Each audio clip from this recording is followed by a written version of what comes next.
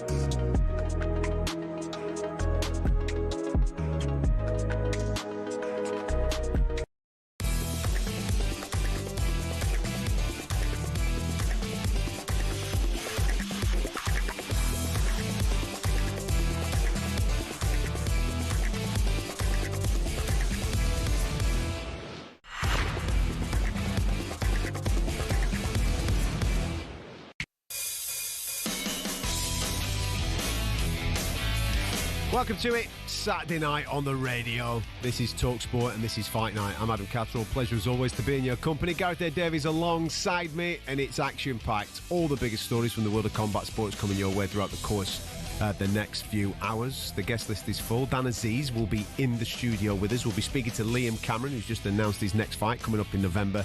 And we will be speaking to Matchroom CEO Frank Smith. He's going to be with us in the next 15 minutes or so. If you want to get involved with the show, you can. 03717 22 33 44. This is Fight Night on talkSPORT.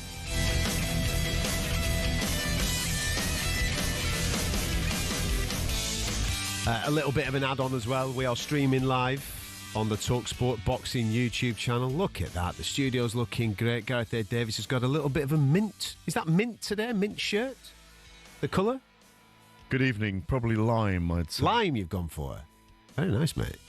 Look at that juxtaposition there, right? I've got the old T-shirt on. You've come in all your splendour. Beautiful stuff, mate. How are you anyway? You had a good week? Very good. I cannot believe it was a week ago that I was in Riyadh, Saudi Arabia for young Moses Tama beating up Dillian White in 119 seconds in that first round. Been out to the Eastern Mediterranean since then, see the old folks, and it's been a bit of a whirlwind few weeks. Great to be back in this. I love this studio, by the way. We were here 2 weeks ago, I think, for the first time together. I think it's a cracker. It's a cracker of a studio, and we're on for a cracker of a show tonight, my friend. We are. And as I said, Dan Aziz will be in the studio with us in an hour or so's time. We're going to be welcoming Liam Cameron to the show, and we'll be speaking to Frank Smith as well in about 15, 20 minutes. So make sure you stick around for all of that. We're going to start, though, the biggest story of the week. I think is the one that has taken everybody's breath away a little bit. There's been rumours about the next steps for Jake Paul in the world of boxing. Lots of talk about Anthony Joshua, but it was confirmed this week that in November he'll be stepping in with none other than Gervonta Tank Davies, the lightweight champion. A man that at his maximum has fought at 139 pounds as a professional. Jake Paul, if you remember, 2 fights ago fought at 227 pounds, and then last time out against Julio Cesar Chavez Jr. Fought at 199. So there's a 60 to 70 to maybe even 80 pound discrepancy between the two gentlemen. There's obviously a massive skill discrepancy as well, with one being an elite pro, maybe on the pound for pound list in many people's eyes, and the other being a novice that he's finding his way in the game. What were your initial reactions when you heard that in November we will be witnessing that fight between a lightweight and a novice cruiser? Well, I thought this has been talked about for 4 years, Adam. It took us all by surprise that it was signed. I think we've gone out of the frying pan and into the fire because we thought we were going to get Jake Paul and Anthony Joshua very soon. We'll speak to Frank Smith about that in the next section, obviously. Eddie Hearn was teasing it to me personally last week, £80 million on the table for Anthony Joshua to fight Jake Paul. But 8 inches in height difference, 7 weight divisions between them, 5 stone, 70 pounds between them. It's a joke. It's a circus fight as opposed to a disgrace of a fight, which was Anthony Joshua and Jake Paul.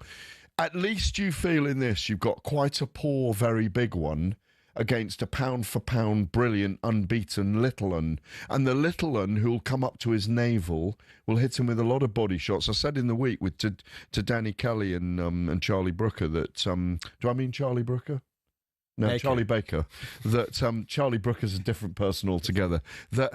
he'll be throwing the Superman punch, the leaping left hook. It's going to be a very odd thing. It's called, in inverted commas, an exhibition bout. But everybody in boxing who is a name doesn't mind going in with Jake Paul because they know they're making millions of dollars. And that's the only reason that Gervonta Davis, who's being called the poison little elf by Jake Paul, and it'll be fun in the build-up. Everybody in boxing knows they're guaranteed to make millions of those silverbacks, those greenback notes that they give out in America, and they give them out for fun when Jake Paul fights. So he's not going to say no to it. But can you pick a winner in that fight? I don't want to. I don't want to. Listen, no, it's difficult. Isn't it? My reaction to it, and we're going to have an extensive conversation about this a little bit later on in the programme, about the state of boxing in America. This is embarrassing, massively embarrassing for the sport. I think it proves that boxing in America is dead. Audiences have completely disengaged with the sport. Gervonta Davis is a world champion, multiple-time world champion. And he's come up 3 weight divisions already. Well, secondary belts in some of those, but yes, and a lot of vacant titles in there as well. But he's a world champion by rights, and there'll be people on that are listening to this show that class him as one of the pound-for-pound best. There are several fights that he could be having that we would class as top fights that would excite the boxing hardcore fan base. And that is a key word that I'm using. And they're crossover fights as well. Well, I don't know. Shakur Stevenson is a crossover Let me finish, because this proves to me that boxing is dead in America, because he is choosing to fight a novice who weighs 60 pounds heavier than him, because there's more money in that fight than anything meaningful in any of the weight divisions. But you can't blame him for that. But you can't blame Gareth, him. let me finish. But you can't blame him for that. Let me finish. I asked the question, why? Why is boxing in that state? Years and years of horrific matchmaking. That is why boxing is in that state. Audience have moved away from the sport. They've looked elsewhere. They've gone towards the UFC. They've gone towards other combat sports in order to get their fix of real, meaningful matchups. People are not watching boxing in the United States of America. That has left a hole that the broadcasters have looked to fill, and they've done this with influencer boxing, which brings a completely different audience to the game. Every promoter and broadcaster on this planet is to blame for this situation that we are finding ourselves in right now. They've opened the door to clowns, and now we've got ourselves a circus. It is a travesty that Gervonta Davis, one of the best on the planet, at the peak of his powers, has all these great fights on the table, the Shakur Stevensons, the Keyshawn Davises, all these types of fights that we could get excited about, it is ridiculous that he now is going elsewhere to get more money to fight a joke fight against Jake Paul. Do I blame him? No. Do I blame Jake Paul? No. I blame boxing for causing this utter mess. And it is going to take something very, very special hang on a minute. to change this. All right, well, hang on a minute. Let's pull it back a little bit. Wind your neck in a little bit. Yeah? Why? I'm just going to tell Boxing's you why. Let me finish. Wind your neck in a little bit. We had Conor McGregor against Floyd Mayweather 6 or 7 years ago. That was MMA meeting boxing. Can I jump in on that? But that was a circus. Can I jump in? Yes, because there was no way. But can I jump in on that? No, let me finish. But hang on. Floyd Mayweather had completed the game. There was nothing else for him to do in boxing. There were people he could have still have fought. He had completed the game. Come on. I'm making the analogy now. I'm disagreeing with you on a point of... Well, Floyd Mayweather and Gervonta Davis are completely different in where they're at in their careers. They are. But what I'm saying is there's always circus events in boxing. There always has been. There's always been, when money's to be made, people make the matchups. I said it just now. The only reason Gervonta Davis is taking that fight is to make money. I know you don't blame him. I agree with that. Don't blame him. The aspects of the fight game are about a business. You talk about commerciality a lot as well. Of course. When it's commercial, of course, as opposed to athletic and commercial, right? So why is We've a got lad the best against the best in their prime? So why is a lad off the Disney Channel the best commercial? He's not a lad off the Disney Channel. Come on, anymore. he is. That's a long time ago. Come on, he's a novice boxer. He's a novice boxer. Would he win a British title? He didn't beat Tommy Fury for crying out loud. How's he going to beat this guy? He wouldn't win a British title. Right, I then. do think he's a novice boxer. He's an area level fighter. That's what I agree with. That's why I thought it was disgusting, a disgrace, and dangerous, and it still is, for him to step in against Anthony Joshua. I don't agree with it. You know me, I'll go along with a lot of these fights and I will look at them, I will analyse them, I will criticise them, but I'll be there and I'll cover it. I don't think... I felt very uncomfortable about him fighting Anthony Joshua. I don't find it uncomfortable in the same way Jake Paul fighting Gervonta Davis, because at the end of the day, people want to go to it because it's entertaining. Right, but are you upset for boxing that this... No. Because it doesn't affect boxing. Of course it does. You've got a world champion. You've taken a stance, and that's your view on it. It isn't necessarily right. It's just your view on it.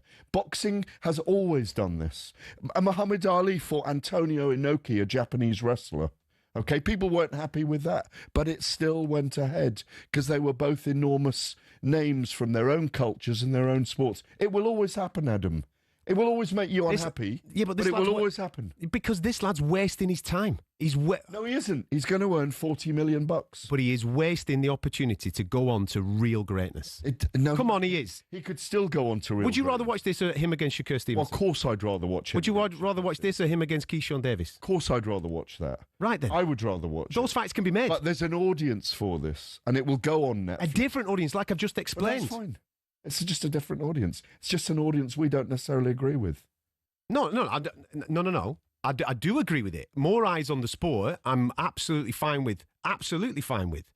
But it's that reason there that I was just explaining as to why the dynamics... We live in this little bubble with boxing, don't we? Well, if you live in the bubble, yeah, but you've got to look outside it as well. Yeah, but we live in this little bubble where we all think it's nice and rosy and everything's good right at this moment. Well, no, there's a spectrum. I don't agree with you. I think there's a spectrum.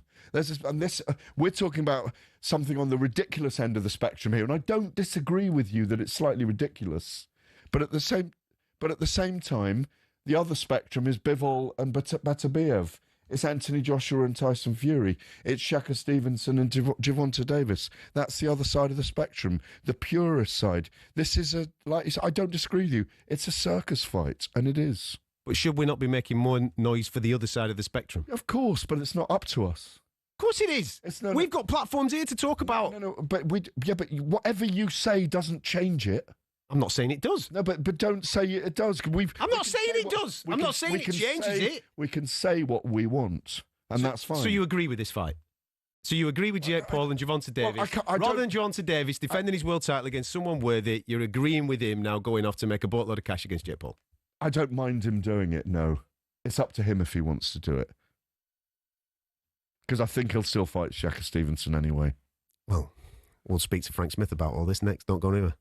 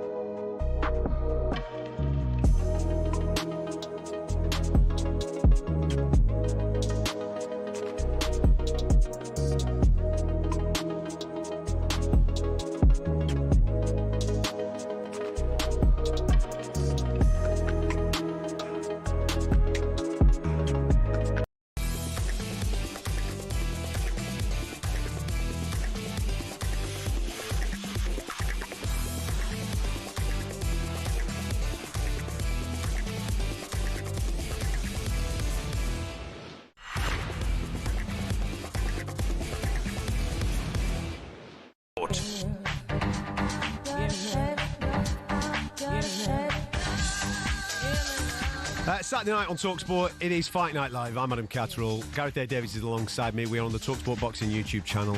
Get stuck into the comments section. Started fast, didn't we, eh? Thought we'd have a nice, easy start into the I'm exhausted. Already. 15 minutes in. Dan Aziz is going to be in the studio a little bit later on. Stick around for that. We've also got Liam Cameron coming to join us as well. He's announced an upcoming fight, which is going to be taking place on November the 1st. Excited to have him back in the ring. We'll get Liam's thoughts on the next stage of his career a little later on. Right now, though, let's welcome Frank Smith to the show, the CEO of Matchroom Boxing. Frank, welcome. How are you, sir? I'm good, thank you. How are you doing? Very well indeed, mate. Thank you very much for giving up a bit of time on a Saturday night to come and join us too on the radio. We've just been having a bit of a back and forth about the breaking news this week of Jake Paul and Gervonta Davies. What was your initial reaction when you heard and saw that news come in this week? Nothing really shocks you in boxing anymore. You know, and the reality is it's a hugely commercially, driven fight. And that's people will watch it. Let's be honest, people will tune in, as we've seen with many things over the years. Look at Jake Paul and Mike Tyson, the numbers that generated.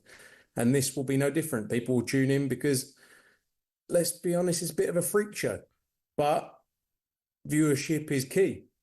And a lot of people will be questioning, a lot of people who probably don't follow boxing will think that Tank has no chance against this guy who's, 80 pounds bigger than him.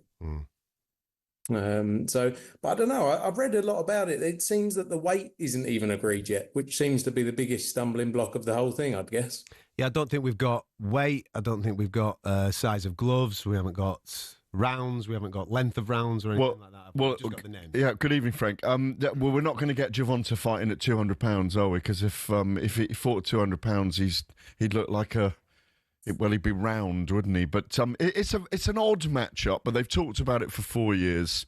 I think it'll be very lively and entertaining. We were having a lively and entertaining debate about it, Frank. My issue in the last section was I'm more worried about Jake Paul getting in with Anthony Joshua, and I know you're in those talks, than I am with Gervonta Davis, obviously, because I think it's a dangerous fight for Jake Paul. And as your head of the company and Eddie Hearn said, look, if Jake Paul's got the cojones to step in there against Anthony Joshua, let Anthony Joshua go and do a job on him. I think we have to be careful with that myself. Yeah, look, but I think at the same time, he's calling out all of these fighters' names. You know, he's calling out every fighter's names. The one thing about Jake Paul, he's put himself into a position where he can get these fights. He can call out these names and he'll get these opportunities. Look at, other fights that have happened over the years. Look at Floyd Mayweather against Logan Paul. Who would have thought we'd ever see that? And they got in the ring and did what they did. I think talk is ongoing for that. It's not there. He's got to come through the Tank fight first. Who would have even be sitting? I know it's crazy to think we'd be talking about that, but wild. But that's the world we live in. Do you see a possibility for Anthony Joshua to be fighting Jake Paul at some point in the next 12 months? I see anything. Like, who would have said 2 years ago you'd see, again, going back to this fight that's been announced in Jake Paul against Tank Davis? Like, we're in a wild world and wild things seem to be happening. Again, who would have thought Jake Paul would have fought Mike Tyson, a 60-odd-year-old man who shouldn't have been in the ring? But that is the world we live in right now. Frank, talk to us a little bit about your journey to Ghana and mapping out the next 2 years, perhaps, year and a half for Anthony Joshua. How deep in the detail are you right now? Because you did obviously have talks in Ghana. Yeah, for sure. No, I flew out to Ghana. They've been doing great stuff. There was a show in Accra a few months back now. And it's both about an Anthony Joshua fight, but also a long-term plan with both Anthony, Matchroom and the Legacy Rise team who have been putting on shows there to grow boxer in Ghana, as well as looking at boxing across Africa and building the sport and growing huge opportunities. So that's something we're working through now. I think Anthony Joshua fighting in Ghana is a very realistic opportunity in 2026. Those discussions are ongoing. That meeting as well was around the logistics and the planning of making that happen. And I think we'll see that happen next year. Opponents in your mind for that? No one yet. We haven't looked in any detail yet. First and foremost, it was ensuring that from a logistical perspective, we could put it on. I went to the Accra Sports Stadium. That holds 50, 60,000 people. And they're the kind of images that will last for a lifetime. If Anthony Joshua fought anyone there, that moment, that memory, that event would last forever in people's minds, and with Anthony Joshua's legacy. So, first and foremost, it's about getting the event together and then we can work through opponents. I've said it time and time again, AJ is in a great position in the heavyweight division. He is the commercial star in the heavyweight division, in my opinion, in many people's view. And he really has the pick of the bunch. If heavyweights want to make big money, Anthony Joshua is the man to do that with. What is the plan for Anthony? Because you just mentioned the 2026. We've got a lot of 2025 still to go. Is there a plan for him to fight this year? I think as time continues, it's a bit more unlikely. I think it's more likely, I'm not writing it off completely, but I think it's more likely we see him in 2026.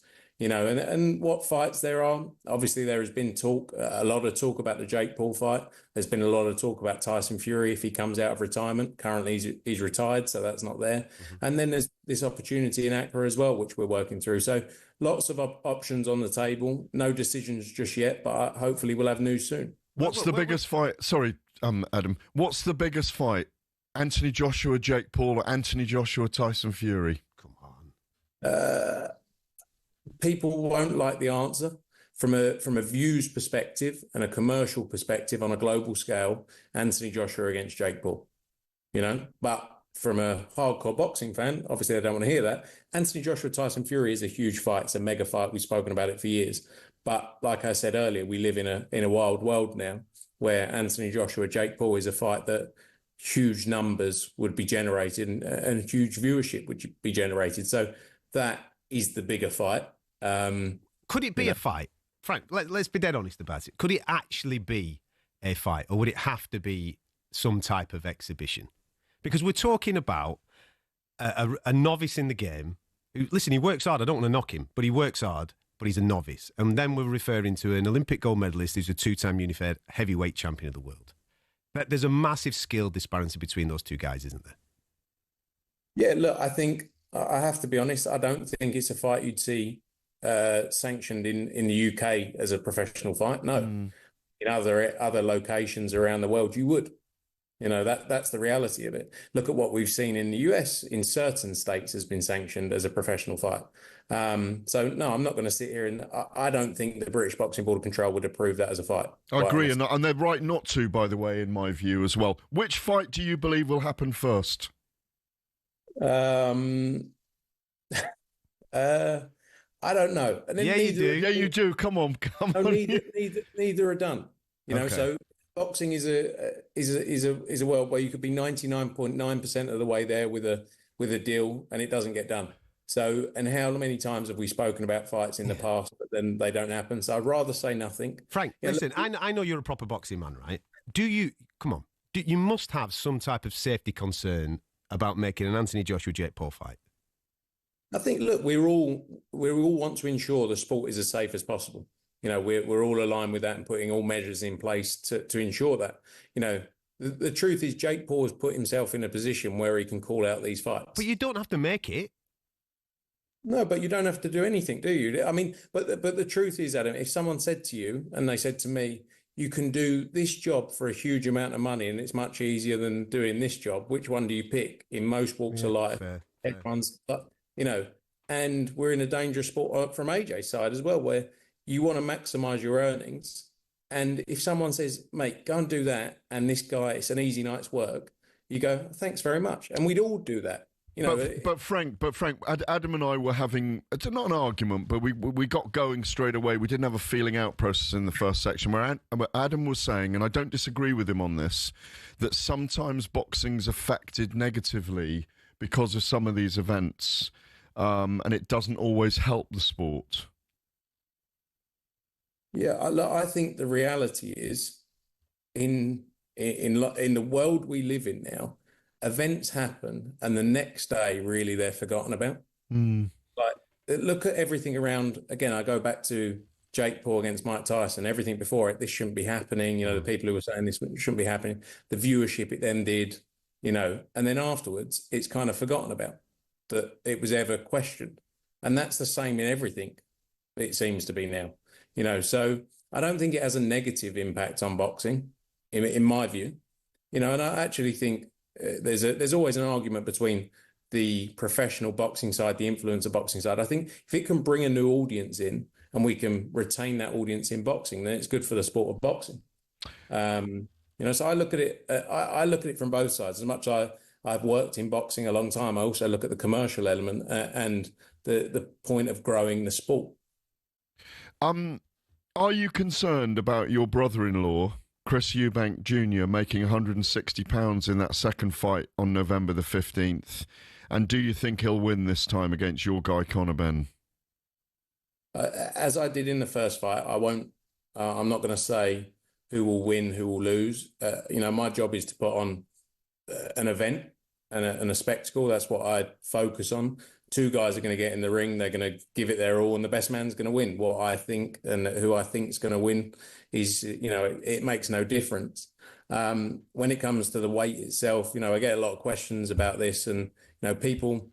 I don't like the sort of the narrative that Matchroom pushed Chris Eubank Jr. to make 160. The majority of his career, apart from 3 or 4 fights, has been at £160. It's a weight he has been at throughout his career, really, and a weight he has made. I'm not saying he's made it easy, and I don't think it's been easy for a number of years, but I don't think it's easy for a lot of fighters to make the weight they choose to fight at. I think the question has to be asked when people ask of him making 160, it has to be asked of his team and the people who represent him, because it takes 2 fighters to get in the ring. Ultimately, Conor Benn agreed to a set, a number of terms for this fight to happen, and Chris did the same. And Chris has a team of people around him, and he's a big boy, and he signed up to make a load of money to terms he was happy with.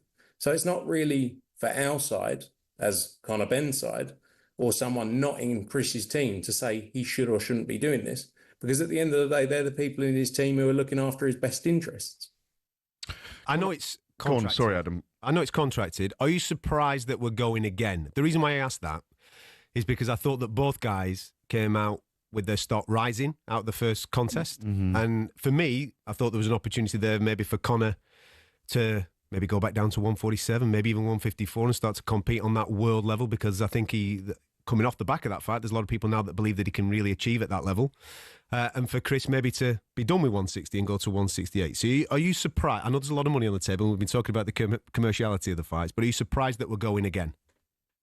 The truth is, it was always a 2-fight deal. So when both guys signed up to it, they both signed up to 2 fights, back-to-back, a rematch, regardless of result. I think, being honest, it was a huge event with people saying it was one of the best fights they've seen in recent times. Mm-hmm. And I don't think this fight will be any different. I think from the first round, they go out and do the same thing. So not really, because everyone loved the first one. So why wouldn't we want to go and see the same thing again? Final one, Frank, because I know we've got to go to break. The Greatest Showman on Netflix. The series starts September the 17th. Really looking forward to it. It does look great. I've seen some of the clips. Have you got a bit of a role in it as well? Because Hearn and Hearn seem to be very prevalent. Yeah, they're the 2 main stars, but yeah, it shows our whole business. So not just boxing. Obviously, away from boxing, we've got a huge business in darts, snooker, 9-ball pool, amongst other things, fishing as well. So it shows the business, everything that goes on behind the scenes, all the people involved. So I will be in it, Gareth. Hopefully not too much though, because I like being behind, away from the cameras. Frank, thank you very much for giving up a bit of time on a Saturday night to come and join us, mate. Enjoy the rest of your evening. Take care. Cheers, guys. Cheers. There you go. Frank Smith, CEO of Matchroom Boxing, just shedding a little bit of light on everything that's going on their neck of the woods. They've got some big shows on the way, which we'll talk about a little bit later on in the programme. Next, though, we're going to talk about Daniel Dubois splitting with Don Charles. That's been on talkSPORT this week, so we'll give you our reaction next. Don't go anywhere.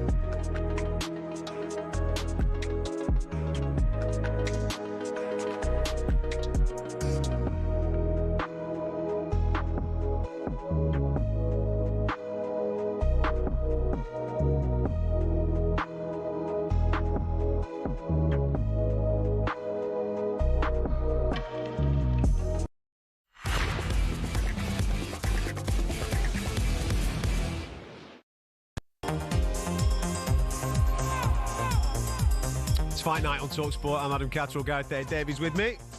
Action pack. We started off with a bang. I'll tell you what we'll do. We don't normally do this. We normally just hog the conversation ourselves throughout the course of the night. I think it's only fair that we open it up. Not to Pat the Geezer, is it? Yeah. Is it Pat the Geezer? Well, we've got a few people wanting to get involved with the show, so I've absolutely no problem opening it up, especially when it is Pat the Geezer. Pat, how are you, mate? Here are the 500 games of Pat, do me a favour. Switch the radio off and listen to me. Schoolboy error, Pat, tonight. Are you there? Really? No, he's still on break. I'll tell you what, we'll come back to him once he switched that off and he's Realised realised That's a schoolboy error for Pat, it isn't it? Who knows by now you put the radio off when you come on live. I know. Steve, I hope you got the radio off. Steve? Hello. Steve, have you got the radio off? You're going to concentrate on the conversation? Here we go, my man. It's all yours. What do you want to say, buddy? No, just a great show as always, chaps. I just wanted to say that when you came on air earlier, you were both discussing about the state of boxing in the US compared to maybe what it is around the rest of the world. On the whole, the points that you were making, Adam, I agree with. And I know that Gareth was sort of countering what you were saying to an extent, which I can understand because you're both looking at sort of a care of duty for the sport, but maybe from different ends of the spectrum.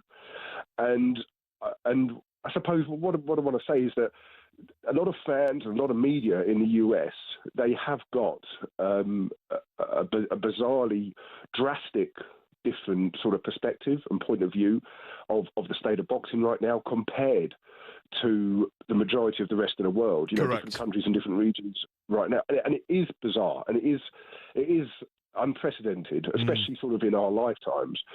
And it's not just one particular reason, and it hasn't just happened in the last few months or even in the last couple of years. It's a transgressional thing. It's happened for a number of small and large reasons and elements, and I think it's also largely to do with the digital age and to do with the way that the sport is broadcast, but the way that lots of sports are broadcast now. And I think that the sort of the financial elements of team sports and the corporate side of sports has taken precedent over the competitive nature that ultimately sport is fundamentally supposed to be about. There's nothing more raw and there's no other sport on the planet which is more combative, so to speak, than boxing, than combat sports. Because there's no way around it. It's just two guys and you can't sugarcoat it. You can't promote and create a fake or someone who's not as good as what they want them to be. That there is the commercial element is too risky. Let's get back to the point about America, though, Steve. That point about America, I think, is what you're making. It's very salient, and I think it's worth discussing because I think it's fascinating and. It has been on the slide for a long time. I've been going to America for 27 years, I think it is, to cover boxing, and I think for about 17 years to cover MMA. And there's no doubt that MMA has taken over in the bars. We were talking about this before we came on air. Mm-hmm. You go in an American bar, any bar, sports bar, ice hockey, American football, baseball, basketball, and the UFC. Yep. That's what's on. And I think the slide, I covered the entire careers of Manny Pacquiao and Floyd Mayweather, Saul Canelo Alvarez, two non-Americans there, by the way, and then back to that era of Mike Tyson and so on. That's where it ended. Yeah, it ended with Mayweather. Well, listen, we've got a full section on this later on. We'll talk about the state of play in America. I think a lot of it comes down to the heavyweight division as well, and obviously people's attitudes towards it. Pat, what do you want to talk about, mate? Well, exactly. Well, Deontay Davis, to begin with, that's a joke. Gervonta Davis. Yeah. Tank Davis, I think that's a joke, fighting Jake Paul. But you'll know this, Gareth. When we go back now to the 70s, we had Henry Cooper, we had Joe Bugner, and we never had no champions. America was flourishing. They had everybody. You can name it. Fraser, Foreman, Ali, and you can go on and on and on. We had nobody. But now it's a big turnaround. We've had the Klitschko brothers. We've had our boys. You've now got USIP. But from what I understood about Turk Safety, he was going to be putting shows on out there. But one thing's got to come to a few here, Gareth. You can't put these silly boxing bouts on, because somebody's going to end up getting killed here. Well, we disagree with the fight between Anthony Joshua and Jake Paul. I think it's a disgrace. I agree with you. I don't think Jake Paul's good enough to hurt Gervonta Davis. And I'm not going to deny Gervonta Davis getting in there and earning $20, $30, $40 million. It's not a fight I want to see. You heard Adam and I debating it earlier, and I don't disagree with Adam's sentiments or the strength of his sentiments on it. I do get what he's saying. I was playing devil's advocate in some ways with Adam. But at the end of the day, we do want to see Gervonta Davis fight Shaka Stevenson. These are the kind of fights, as we saw when Ryan Garcia fought Tank himself. Fought Tank. It was a massive audience in America, and they need those kind of fights over and over and over again right now. Yeah. Sammy, what are you thinking, mate? Good evening, gentlemen. Pleasure speaking to you. Always pleasure speaking to you, Adam. And Gareth, pleasure speaking to you first time. Go for it, mate. What do you want to talk about? Yeah, basically, I think I'm very sad. I don't want to see John Davies against Jake Paul. I started watching boxing in 2021, a few years ago, because as a kid I wasn't allowed to watch boxing for my parents. And the first fight I watched was the Convergence against Teofimo Lopez. Yeah. I was absolutely hooked. And these are fights I want to see. I want to see the best fight the best. We've got in a few weeks the Irish lads. Crocker. Fighting Donovan and Crocker. You want to see these fights. I mean, John Davies, I know he's going to make a lot of money, but he doesn't need the money. He makes millions every fight anyway. If you look at the size of his house and what he's achieved in sports. But if someone came to you in your job, Sam, and said, you can take a month off your regular job and you can earn twice as much, and we just want you to freelance on this for a month, are you going to say no? No, he's not going to say no. Most people wouldn't say no. What I'm saying is, my original argument at the start of this, Gervonta Davis is one of the actual few in America that actually sells some tickets, that does all right. He's the bad boy that commands attention. Well, he does all right on pay-per-view, not Floyd numbers or anything like that, but he does okay on it compared to everybody else. And my angle was how alarming that is for the sport of what we would class as proper boxing, us hardcore fans, the fights that we want to see. It's alarming that guy, who is the star, is choosing to step out of the sport to go and make money because there's more money elsewhere for him against Jake Paul. Whereas he could generate some big money, in my opinion, against Shakur Stevenson. I think there's money there for that. All right, if Netflix want to pay you to cover that event, if they want to pay you 50 times more than you're getting paid tonight, are you going to be there? Yeah, because I've got mouths to feed at my house. Well, there you go. I've answered. Question answered, guys. Down to money. It's down to. It is a circus. I'm not. Listen, as I said at the start, I do not blame Gervonta. I do not blame Jake Paul. I ain't got a problem with anybody going out there making dough. What I'm saying is that I have concerns for the sport of boxing and where it lies. You heard the promoter tonight, or the Frank is a promoter, isn't he? Of course he is. Yeah. You heard him tonight. I'm not going to say no to my guy getting in there to damage a guy who isn't even good enough, doesn't have the right to sit in a ring. But what does that do for the sport? Nothing. Going forward? Nothing. All it does is a bank balance and puts other eyes on the sport. We've had this debate now for 4 or 5 years, since KSI came along, since the Paul brothers came along. Is it good that they're bringing 100 million subscribers between them, young people, to our sport, the sport we love, the sport that we exist in, and we are in a bubble in? I agree with you. But are they bringing it to the sport? I think they're bringing those young people to the sport, and I hope it shows them something. I hope that's the benefit of it. In terms of sporting prowess and athleticism, it doesn't do anything for the sport. I agree with you. We're going to talk Daniel Dubois next. He's been talking to talkSPORT this week, so we'll pick the bones out of that. Don't go anywhere.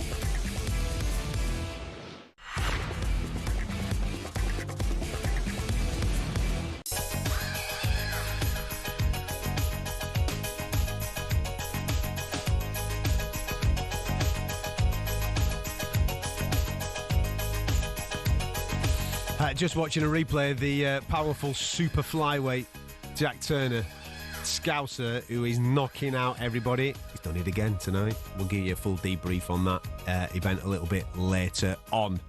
I'm Adam Catterall. Gareth Davies is alongside me.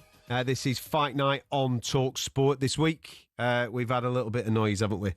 Where Daniel Dubois has split and parted ways with trainer Don Charles after 18 months of working together. There's rumours and a bit of noise that Tony Sims is going to be expected to replace him. What have you made of all that noise this week? I feel for Don Charles. I think he had a great tenure with Daniel Dubois. I think they've given him the chop. I think it was fairly unfair. I felt bad for him when I heard about it. I think it's been very good for Daniel Dubois. I think Daniel Dubois is looking for a reason, looking for an answer as well.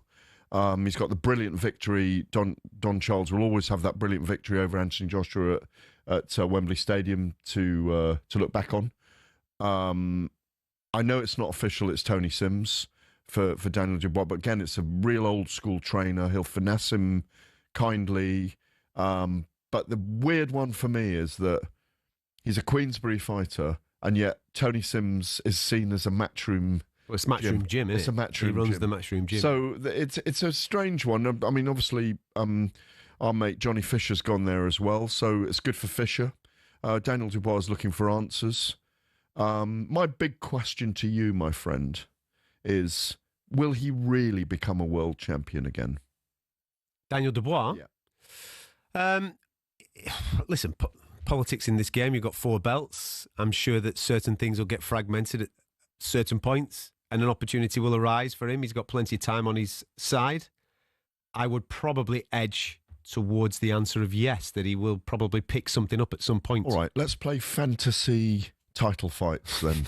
Go on then. Right, so we've got Joseph Parker, Ajit Kabayel and Fabio Wardley kind of lining up. They're the interim champions with the belts, respective haven't people. we? Yeah, okay. So, Alexander Usyk's the champion at the moment of all the belts. Yeah. Let's say he vacates a couple of belts. Yeah? All right. So he vacates WBO. Vacates WBO. And Joseph Parker and Moses Tama fight each other. Yeah. Who wins that? Moses Tama. Okay. So, does Daniel Dubois get a chance to fight? Okay, no, let's hold it there. So, Moses Tama's the WBO champion. Alexander Usyk's got 2 of the belts.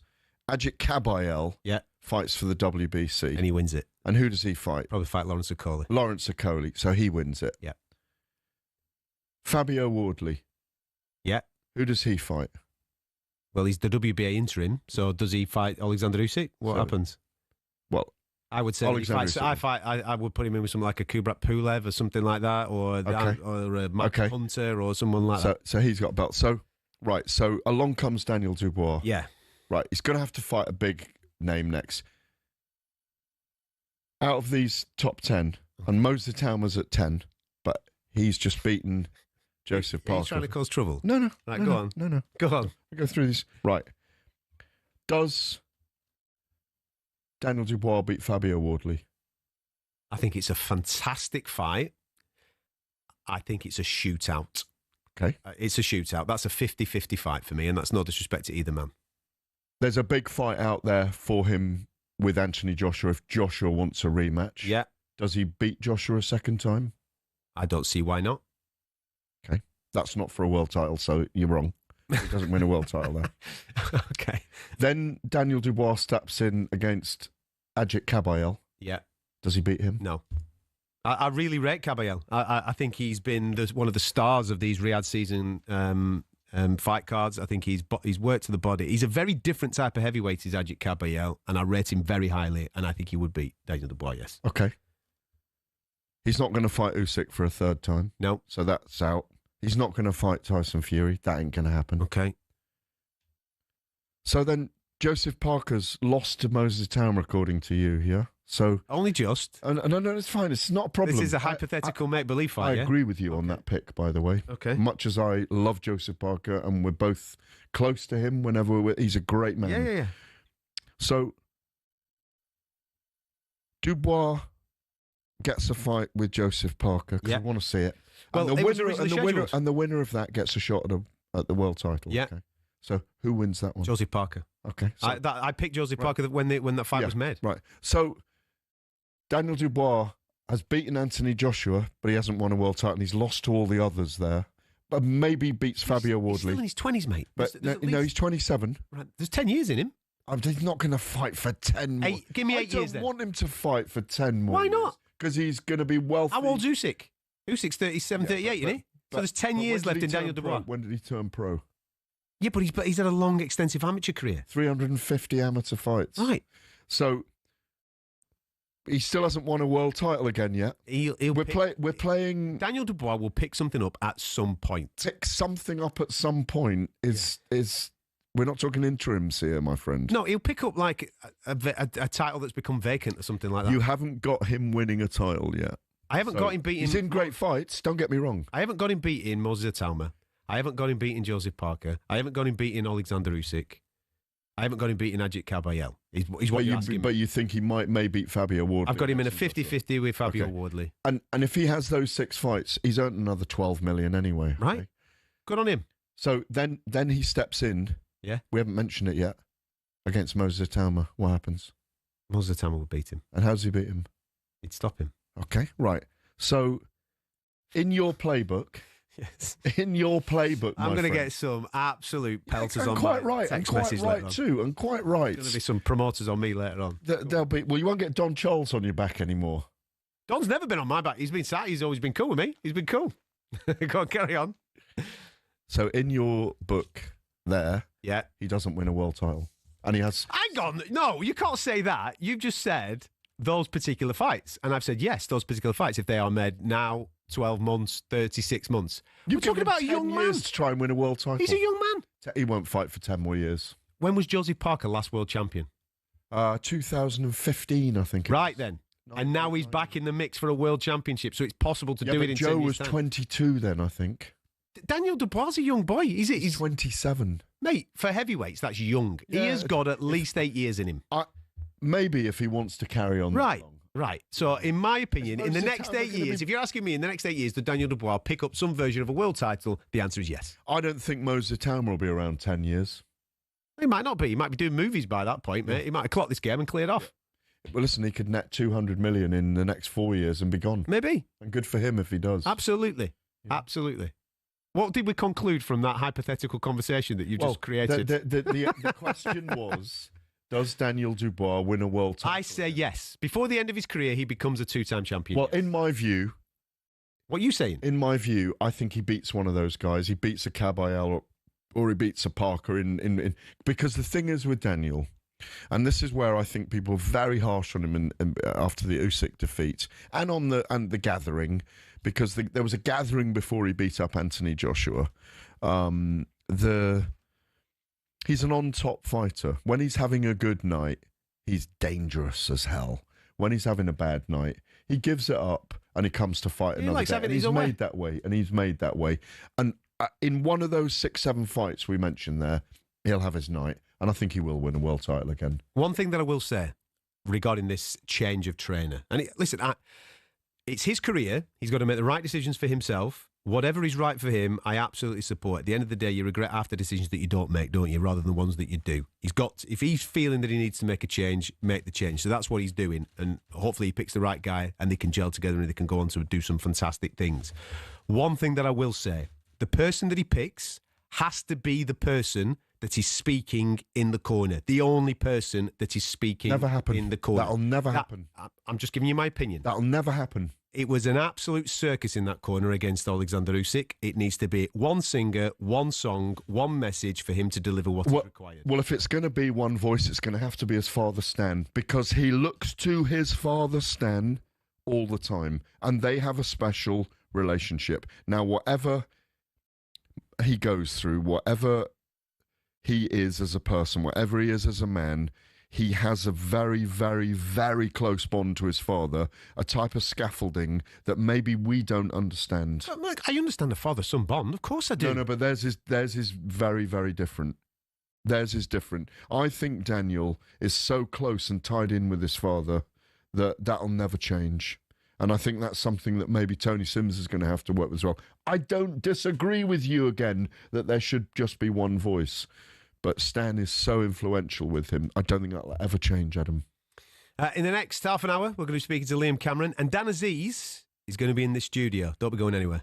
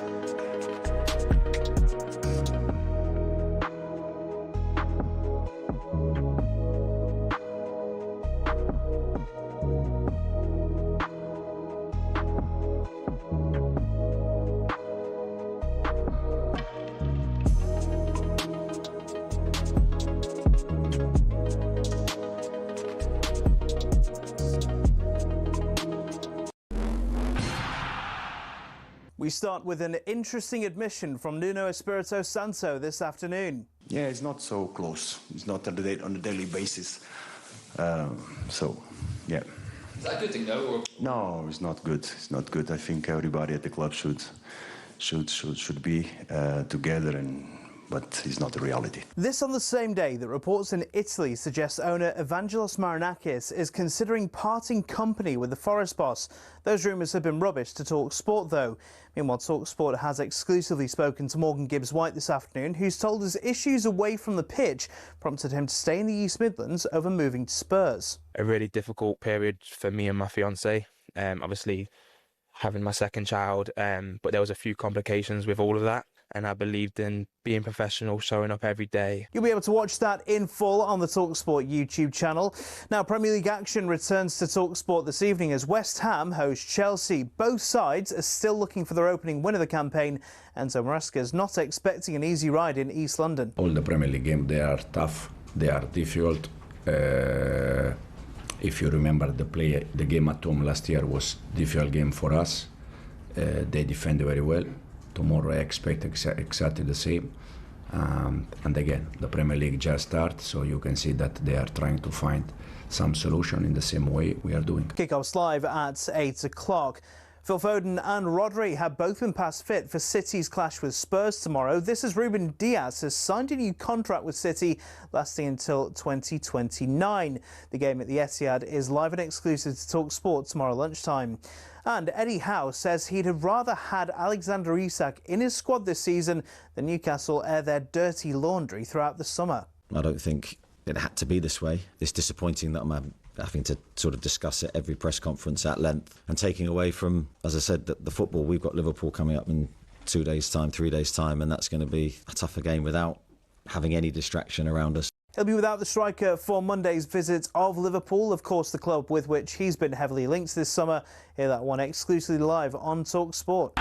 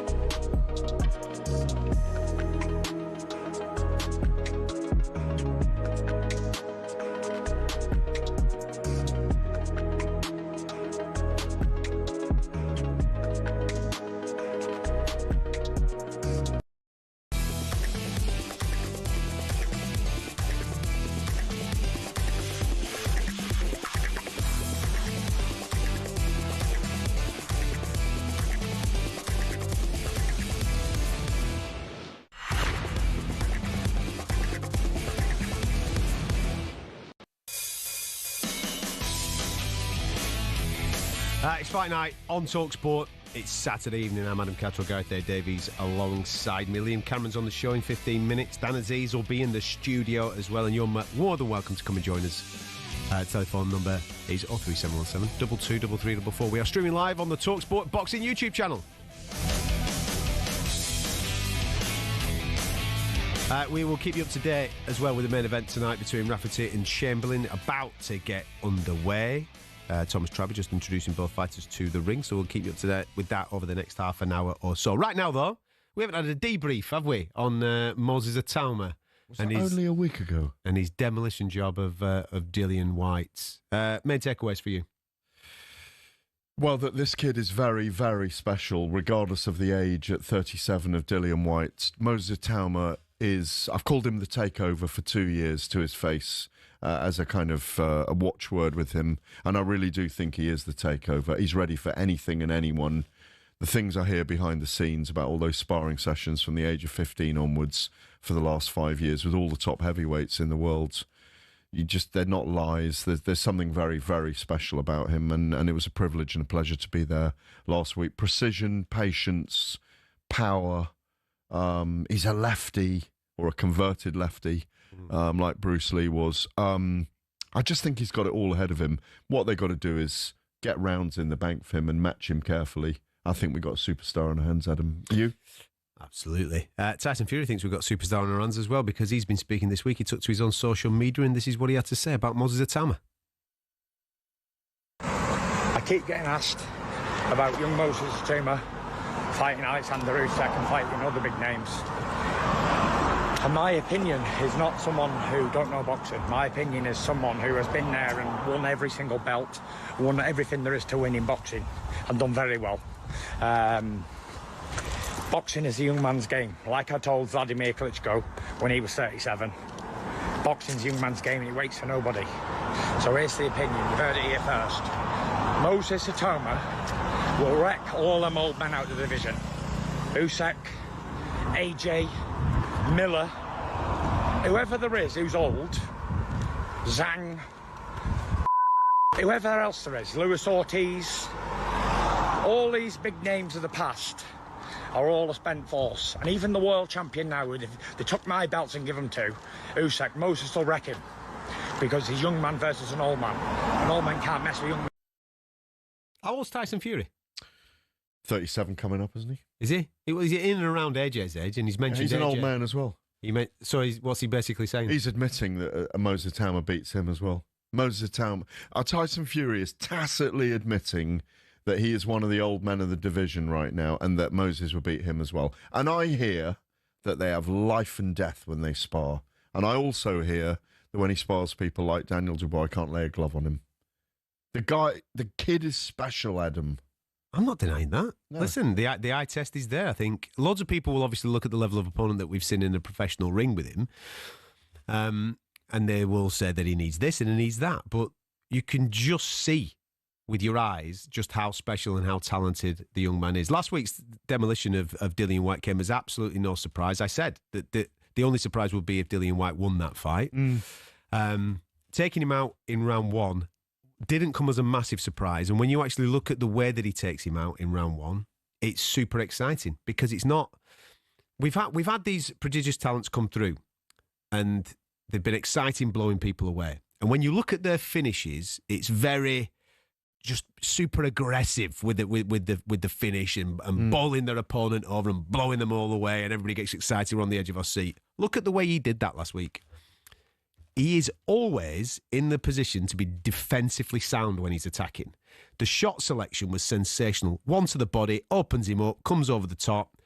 The speed at which he's doing it, the way that he moves his feet in and out of range, he is thinking his way through those moments at super fast speed. That is frightening. Patience, precision, power. He's got it all.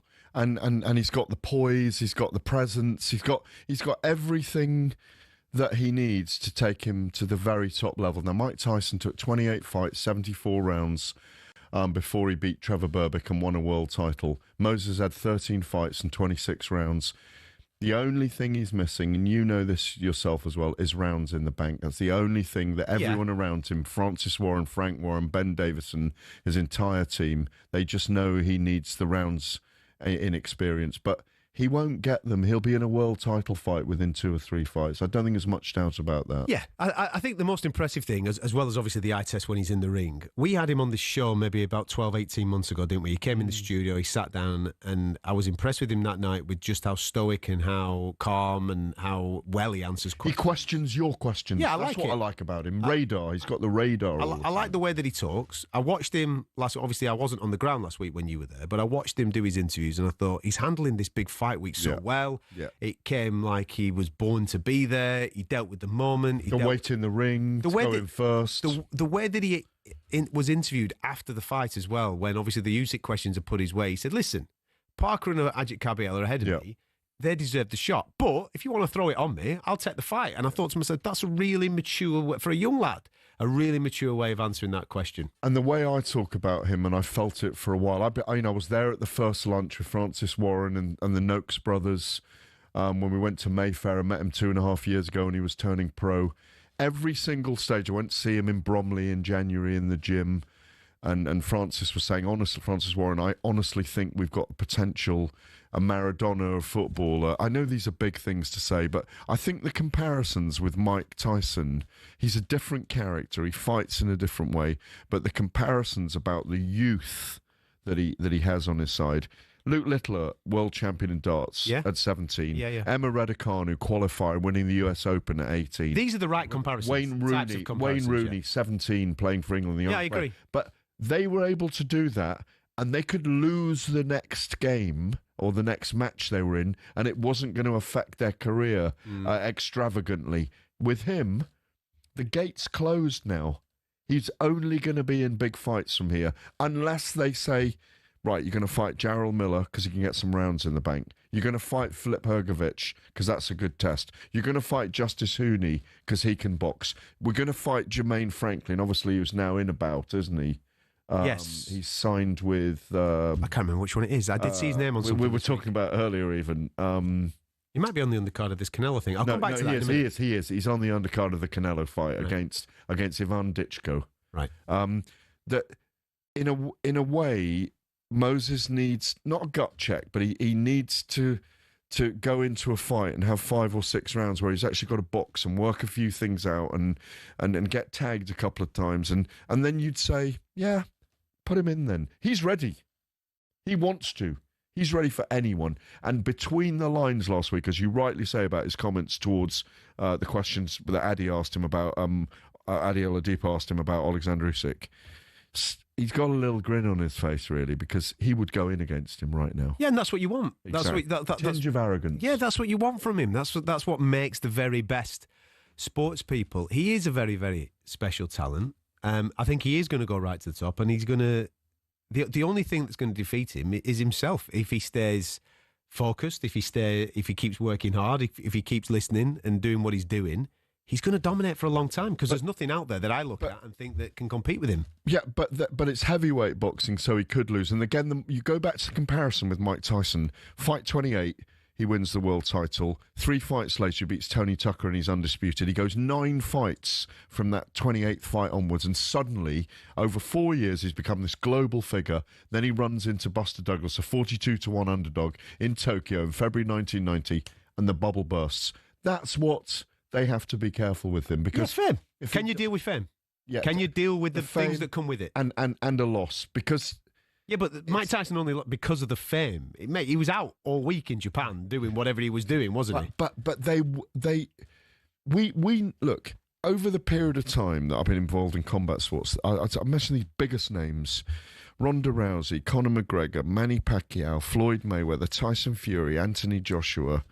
I wouldn't say the same of Alexander Usyk, but these guys become such big figures, not just earning potential, how big they are in life, how famous they are.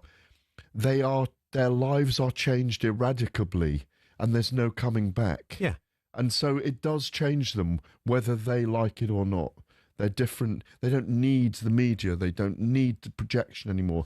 They become these huge figures, and they are affected by their lives and what's happening around them. And Mike Tyson's the same. Tank Davis, you mentioned earlier, he's a guy that could implode. But it doesn't, he has on several occasions. But it doesn't look like Moses has that element in him where he's going to implode. You interviewed his dad last week. His dad seemed a really sound, dead, straight, down-to-earth type of fella. You know what I mean? You know, everything seems... No, he was extraordinarily funny when I said, "Are you responsible for this?" Yeah, but... Or is I think Martina, her name is. Yeah, but that's good. From Slovakia. He said, "No, joint venture." Ho, ho, ho. Brilliant. Yeah, but if he's got that base around him, and they're the type of people that that are influencing him, he's in great hands. He is. It's down to him. I think he is. The world is his oyster. He's a very, very special talent. Regarding, I know that we're being told to go to break, right? But politics might force us towards a world title next against Joseph Parker, right? That genuinely could happen if Alexander Usyk reneges the WBO belt. If he doesn't, I mean, I personally would love to see Parker have a go at Usyk. I think he's earned that right. Where would you go with the Tama? What would you do? Would you maybe put him in with Hrgovic, seeing as that Hrgovic was on the card last week? Would that be the next step for you? But he's got that terribly cut eye, so it's going to delay him a few months. You don't like the Jarrell Miller when I mentioned that? I don't like Jarrell Miller fighting in general, mate. Okay. So what else? He's lined up to fight Michael Hunter on the 11th of September anyway, on the Thursday of that Vegas event with Canelo and Crawford. Yeah, a Hrgovic type opponent is perfect because it will test him. Because to throw him in against Joseph Parker now, I don't want to write Joseph off because that's a real test right now for Moses. Joseph Parker, of course it is. With momentum. It's a proper fight. It's a proper fight. I'd still edge towards Moses, but that could be catastrophic as well for his career. A world title fight against Joseph Parker. Are you saying a world title fight loss could be catastrophic? Yeah, at this stage, yeah. It's going to be interesting to see what happens. Exciting. It's fascinating. Very exciting. Absolutely fascinating. Stick with us. Liam Cameron's on the show next. Don't go anywhere.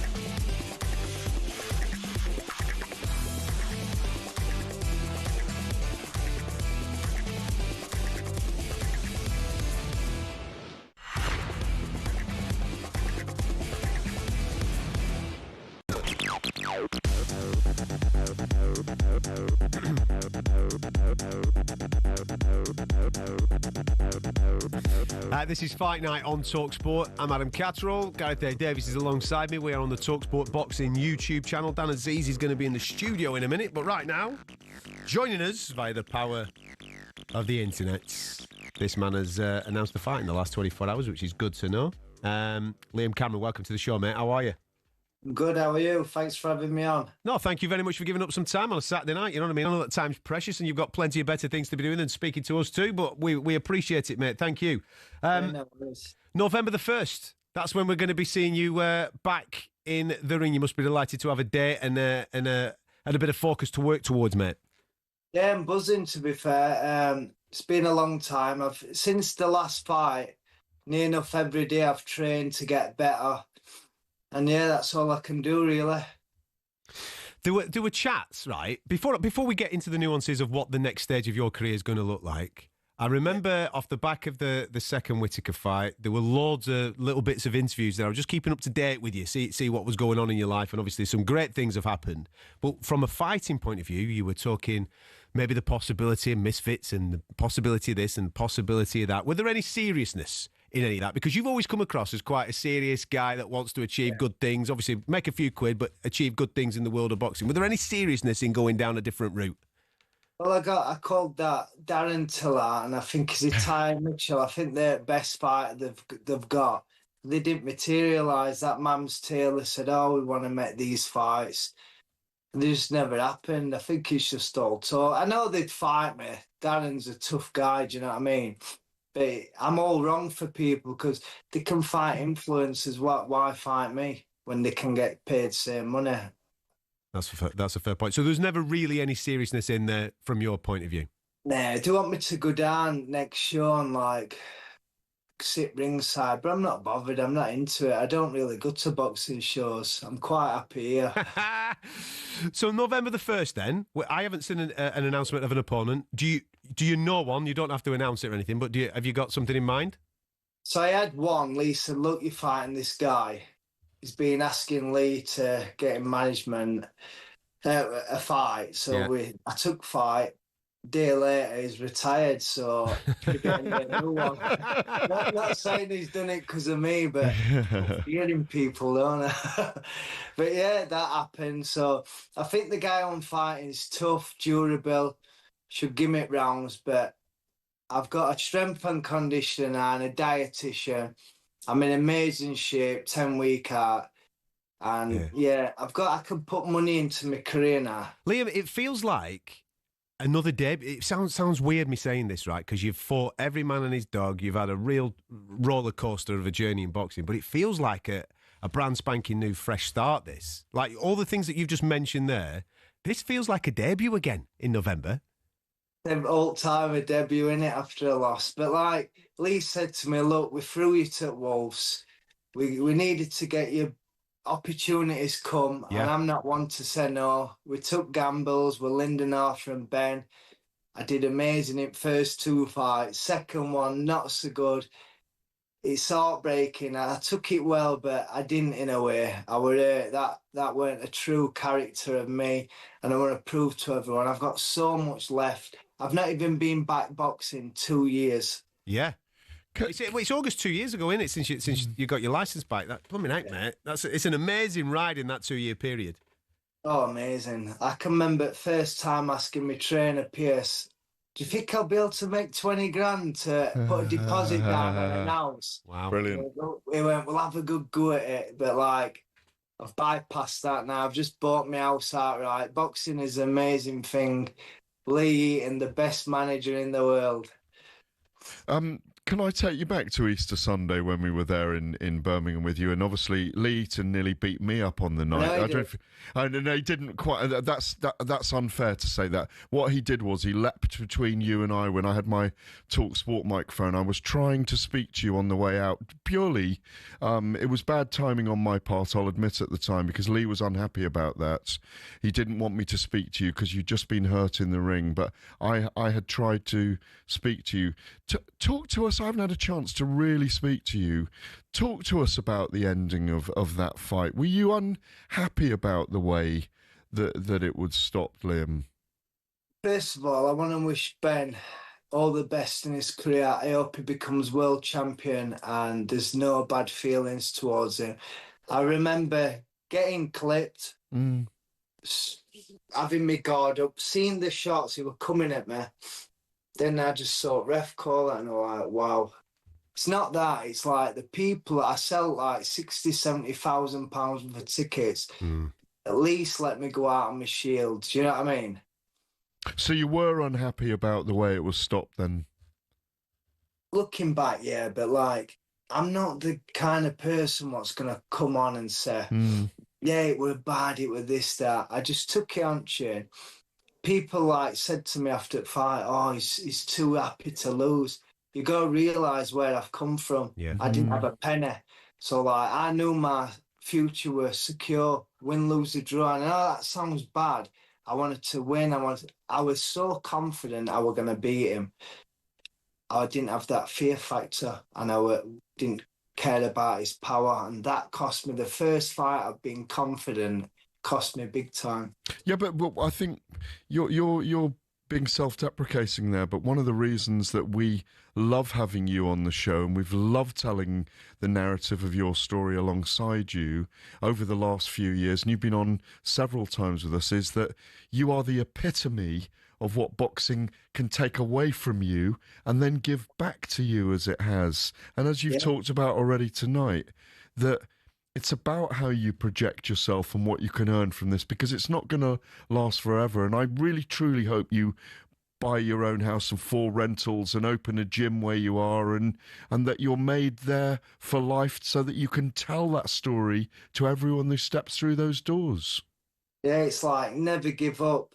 Success is on the other side of fear, and I believe in that. If I didn't take that gamble of taking them fights, or even come back to boxing, because I didn't even know I was going to come back. It's just happened. It's mad. This story's mad for me, as well as other people listening in. You know the level of admiration that people talk about you, which you probably don't even hear. There is deep admiration for you, both in the industry and by people that watch this sport and the people that will be watching this tonight. You do know that, don't you? Yeah. Like, I've started a YouTube channel and the comments again, mate, it's crazy. It's hilarious. Yeah. It's hilarious, mate. You in the drive-through the other day. It was just... Oh, yeah. Asking him if... I watch it and I think, why have I said that? I'm showing myself up here. But people love it. They do. Well, it's normal. It's what normal people are doing. And they're obviously living their life kind of vicariously through you. Listen, I've got 2 questions that I've been told to ask you from a couple of your fans, mate. Firstly, where'd you get them teeth done, pal? They're a proper set, them. You've spent a few quid on them, haven't you, since making a few quid in this game? So it's Sheffield Smiles. Did they look after you? I get people coming up to me and going, do you want this doing, Liam? I must come across as one ugly guy because they want to give me Botox. I just need nose job now and I'm full package. The beard's coming on nicely mate, as well, hang by on. the way. Second question, pal. You've had the wig done as well, haven't you? Have you had that sorted? I've had napper done. Listen, it looks good, that. Looks good. My hair used to start up here, so I used to shave it straight. No one of my friends or family said to me, Liam, you're going bald, you need to shave your hair. And I couldn't believe it. But when I look back at pictures, I thought, what a crackpot I were. Look at that. I tell you what, you bought your own gaff, you've got new teeth, you've got new hair, you're flying, pal. You've cracked it. Unbelievable. What does the next stage of this career now look like for you? Because I know that you want to achieve certain things. You know, obviously earning a few quid's going to be part of that. But is it British title? Can we get to European level? What's the situation here, Liam? What do you want to do? I don't know if I can talk about this, but I'm a risk taker. Lee Eaton told me, look, you can get a win here. People are sniffing about for a big derby fight, British Commonwealth and European titles. They're begging me to fight. I'm like, got to get this win first, then we'll see what happens. What's right? You've fought at multiple weights in the past. You've just talked about a nutritionist there. What are you going to do with that? Where we're going to compete at? Light heavy? Light heavy for now, because I think that's where a good fight. So I've got a strength and conditioning coach now, Johnny. He's putting me through it. We're doing it 3 times a week. I'm not going to lie. I don't even do press-ups on that or weights or anything. So now it's going to be a big change. Mate, this is unbelievable. You're actually starting your career now. I'm a slow learner, same at school. I was always bottom at class, and eventually I correct myself up. And I think I'm a late bloomer, me. When I look, obviously the connection that you've got with Lee and with Queensberry, they've got a nice little stable there of light heavies, pal. There's some good ones on there. And I'm looking at this card that you're on. There's some light heavies on there as well that get the juices flowing a little bit too. So that's obviously the direction that you're heading towards. Winner fights winners, I think. Dan Aziz is in the studio with us next. Have you got a message for him? No, not really. I don't Thanks him. Dan Aziz, get back to winning ways, innit? And same as me, he wants to get it mixed. I wish him all the best. But as Liam was just insinuating there, local derby is what he was pointing towards. And if anybody has seen that card that is happening in Manchester, there's some nice fights on there of which might set up something big in 2026, or maybe even by the end of 2025, depending on how everything goes. We're on that second house. We're on that. Good for you, mate. Good for you. Listen, pleasure to speak to you, mate. As always. The teeth are looking tremendous. Okay. Stay fit, stay healthy, and we'll see you on November the 1st doing your thing in Manchester. Thank you. Thanks for having me on. I appreciate it. Yeah, top man. Cheers, Liam. Thanks, buddy. There you go. Thank you. Liam Cameron there. Like I said, yesterday they announced that he will be part of that card. We had Josh Boazzi on the show last weekend, didn't we? So Josh Boazzi is obviously against Zach Parker. That's the main event of that card on November the 1st in Manchester. Liam's going to be part of that. The opponent's still to be announced. But I'm glad that is the situation, because that man has taken every opponent that's been thrown at him. He's been thrown at the deep end, thrown into the shark tank. He's never said no. I think now maybe a little bit of management with his career, with Lee Eaton on board. You never know. He might get himself in a situation where he's fighting for the British Commonwealth European titles. I mean, that would be absolutely amazing. That man warms your heart. It's as simple as that. Brilliant. Stick with us. We've got another light heavy coming to join us in a minute. Dan Aziz is going to be on the programme.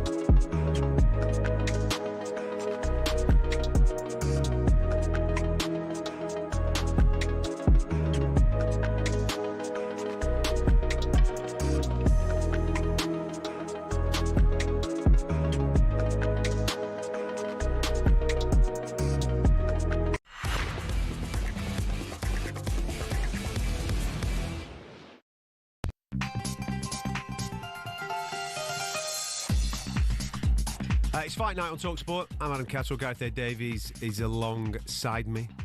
Lots still to come on the show. We're going to talk about the current state of boxing in the United States of America a little bit later on, picking the bones out of everything that's going on over there, and obviously looking ahead towards Canelo and Crawford, which is taking place 3 weeks today. Getting close, isn't it? Joining us in the studio, always a pleasure to have this man with us, the big smiling face of Dan Aziz. How are you, my man? I'm good, man. Thank you. Glad to be here again. Listen, he's rubbing it in all our faces because he's come in the full kit today. Yeah. You've obviously been down at the Emirates. Yep. What did it finish? 5, was it? 5-0, yeah. Had a good day in the office. You know, had a few injuries actually, which was a bit annoying, but yeah. It was a good performance. Listen, you've unveiled Eze. Yeah, exactly. Eze, so it was good. That's why I had to come in a full jersey, man. Are you optimistic about the season ahead? Yeah, I am. They've signed well in the summer, haven't they? Yeah, so I think we've added a bit more depth, which is what we needed. Obviously, Eze, that signing is just brilliant. Goharez, he scored as well today. Yeah. So it's looking good, but I can never ever get too over... optimistic with Arsenal, because when it matters, we always seem to bottle it. So What's the green in the Arsenal strip? That's a training kit that he's got on there. He's got the full. Yeah, you know what I mean. He's representing the badge. That's what he's doing. Anyway, first, how's things with you? Because obviously we've announced a fight that's coming up. Yeah. A lot of people have seen that on October the 1st, Wednesday. In Nigeria, on Nigerian Independence Day, out there doing your thing. It's an Amir Khan production promotion, that's taking place out there. Rocky Fielding and Brandon Glanson's on this card, as well. You must be thrilled to be back out in the mix on quite a historic moment, for Nigerian boxing. Exactly, yeah. So, because I had offers actually to fight, but this obviously took it was more important for me, it's where I'm from, it's my heritage, my dad's lived there majority of my life. I hardly get to really see him and stuff, and then for me to go back home and get to perform in front of him is something else. So I'm relishing the opportunity, the stage, and yeah, man, I'm just looking forward to it. Does the rumble in the jungle spring to mind? Yeah, of course. Yeah. No, definitely, man. 100%, man. Last time I went to Nigeria, I made sure I went to all the local gyms as well. Met all the kids. I just came back from Ghana actually with Denzel Bentley. Went down to the gyms out there, met all the kids and everything. And you'll be so surprised, how talented the kids out there are, and then it kind of makes you a little sad, because you think, how many of these lot are going to actually get an opportunity? And they're really good. There was kids I was sparring, and I was like, wow, you are really good. If you came over here, done the ABAs or something, you'd get really far, but majority of them probably never ever going to get seen. Do you know what I mean? So even me, after my career, it's something that I'd like to do, invest back home and, try and make there a channel for these up-and-coming boxers back in Africa to maybe, get out in on the main stages and stuff. Great There's work. So much talent out there. I remember going to Uganda with Marcel Desailly and Michael Johnson. Did you not go with Marvin Hagler? No, it was Michael Johnson. Yeah, and Marcel Desailly a long time ago in Lawrence World Sports Academy. Yeah, and we went to Uganda, and we went to a village outside the capital, and outside Entebbe, and they had so few boxing gloves. They had a tournament, and they were all brilliant. And they were, the angular faces that Ugandans have, very powerful people, very physical people. They were all boxing with one glove each because they had so few gloves in the competition in the village. I definitely... And they ended up giving boxes and boxes and containers of old boxing equipment. There was a collection for them afterwards. There was so much talent there. Definitely. But one had a right glove, one had a left glove, so they could only box with one hand. But it was extraordinary, and I think... What's brilliant about what you're doing, like you say, it's so important for your own heritage. And I go back in the day when I was 19, lived in Lagos for 6 months. Went to see Fela Kuti at Wallowa Road, the jazz club, all that stuff. His son's going to be there, Sean. Oh, brilliant. And who's a musician as well. He's one of my really tight friends, so he'll definitely be They are superstars there, aren't they? Of course. And I think the untapped talent in Africa is something that we really need to tap into as a sport. No, because it's the projection, isn't it? It's the inspiration that it'll bring. Yeah, and that's one of the main things I want to go out there, because I want to open up, like, you know, they see someone like Dan Aziz, he's on the show, and it just, you know, it opens up the gateway for other boxers, even from the UK, America, and everything, to say, oh, you know what, they've got a show out in Africa, let's go out there. And so, yeah, I'm really looking forward to it. Well, it makes it more believable, doesn't it? Once they see a person on the card, it's touchable now. We can actually go through it. Exactly. When I actually was announced on the card, I had so many managers calling me like, oh, so you're actually fighting on this? I'm thinking of getting my boxer on. But like you said, once they see like a name, it's like, oh, okay, so this is actually real. So I'm trying to like, kind of be that ambassador to like, look, let's go over there and put on a show. Are you talking about opening a gym there as well? Yeah. I've got definite? ringside. I'm doing it with Sean Kuti, actually. Okay. For the son, like, brilliant. He's kind of area. Ringside, the brand, they've given me like boxes in Lagos. They've given me boxes of equipment and everything. Fantastic. Like the last time I went, can we come with you? Yeah, of course you can could. We like, would love that. Would love that. No, for sure, definitely. He's finding me a place. I've got some bags, a few things, and obviously I'm going to try and reach out to the public as well. Anyone who wants to donate some stuff to do so. Because when I went out to Nigeria the last time, I came out with some nice rival fancy gloves, and they all wanted it. So I just said, all right, you know what? You're all going to spar each other. Whoever wins each round, winner stays on. And I swear they sparred about, it was like 20 rounds. And the last guy, was a welterweight, he won them. When he got the gloves, he was like, oh my God. Like, a winner stays on. I love it. Literally. So every round, all right, I thought you won that. Next one. And it literally. They'd have done it with one glove each. I'm telling you. I'm telling you, seriously. Like, so, yeah, like, it's really important to touching. Give back and, Isn't you know. It? So touching. Yeah.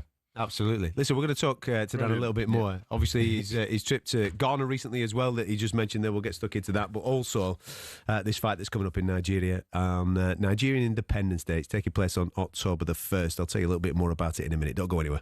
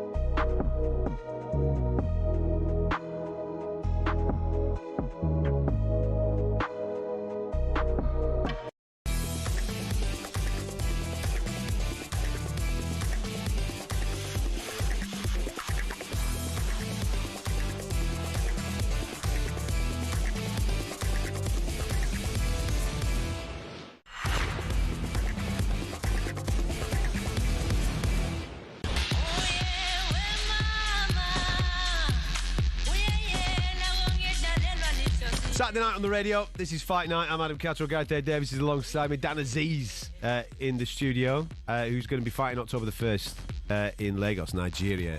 Historic card. Rocky Fielding and Brampton London on that card as well, with Dan there too. Have we got an opponent yet? No, we've had a few names, but nothing confirmed. But I'll definitely have someone. No one beats you at home, do they? No, I can't. No one beats you in the spiritual home.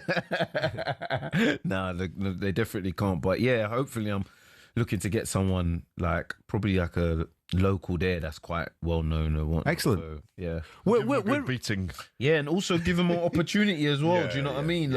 It's a time for them to shine as well. It's not just about me, so it's about bringing them through. So yeah. Where are you at the moment? Psychologically, mentally, and what have you? Do you know what? Mentally, I feel like I'm in a good space. Last year, I didn't have the best of years, but again, I'm always grateful, where I am and what I've achieved that I never thought I could. You know, just off air, Gareth was talking about me opening up something in Nigeria and how that could be more of a legacy for me than anything. And that's not a bad thing to say, because even when I turned pro, I wanted to do it.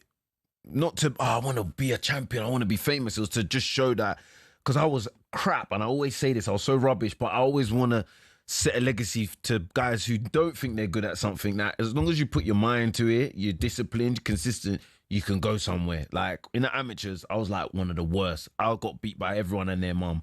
But when it translated into the pro, when it translated over to the pro, because I just stuck at it, I went past everyone. I beat guys that were top GB boys in the pros and everything. Do you know what I mean? So, can I say this about you as well? If you're listening or watching tonight, Dan's also got a degree in accounting and finance, and he chose not to do that in an office because he had a calling to box. So you could have had this career where you were just coining it in the office. Of course, no, you definitely. chose to do this, or it chose you, maybe. Yeah, look, I'd say the latter. It chose me, because I remember being in my office and just every day, I can't wait to get to the gym in the evening. Literally, it was just it was my calling. And there's also an amazing amount of discipline there, because you've done it in a way where it's not been one of those, crazy amounts of promotion early doors in the career. You've had to do it on the small holes. You've gone through that traditional route that we've spoken about on many occasions, area titles, English titles, British titles, Commonwealth. You're building it that way nicely to get yourself to that level. The reason why I ask you where you're at right now is because that rise, it just bubbled nicely up until the point of obviously fighting Josh. Yeah. That one doesn't go your way. You then have that. Then you had that mad draw at Crystal Palace. Yeah. Then obviously the defeat. The Louis again, the defeat. So yeah. But I noticed that you nipped out to Glasgow at the, earlier on this year to have a little six rounder. Was that purely? Listen, I just need to get one out the way, man, just to get back in. It was. I went to that show before, or maybe the year before, and the guy said, "I would love to have you one day." Like I was like, yeah, no, of course, man. If you get me an opponent, I'd love to. Like, it's such a lovely place. Like, all the people are nice. And then, he called me up maybe a couple of weeks before. So, Dan, would you be interested in fighting on our show? And I'd been in the gym, but I didn't have a fight or anything. I said, yeah, why not? And, went out there, had a lovely time. Teatro Maggiore. What is that? Teatro Maggiore. That was where you had the fight. Yes. No, he's in Glasgow. The Glasgow one. No, because you snuck out to Italy for Yeah. That was before even the Josh one. But recently in March I had one. Sorry, with that one, that 6th round. Yeah. British. Let's state this as well. British, Commonwealth. I just did. And European champion. Southern England. But you did traditional route. But the traditional route. And what I was going to ask was, do you want to win them all back again? Or has the route changed? No, I think the route is now just proving to myself that, you can have a decline in your career and just still come back. Like, we've seen so many fighters do it. Derek is one of my favourite. Derek Chisora. Chisora, yeah. How many, we've been saying for years he should pack it in, but he just keeps on pulling them out the bag. I love Joe Parker's comeback. Like, he's had one of the best ones. There's a few other fighters and they've really come back well, and those are the kind of people I look up to and think, you know what, because everyone, even in life, everyone has their downs, their ups, and then you evolve. Yeah, you evolve. Do you know what I mean? And that's the part that I'm looking forward to now. Like, that's my hunger. Like, what's this new stage of me gonna be like? So 2024 was an annus horribilis. Yep.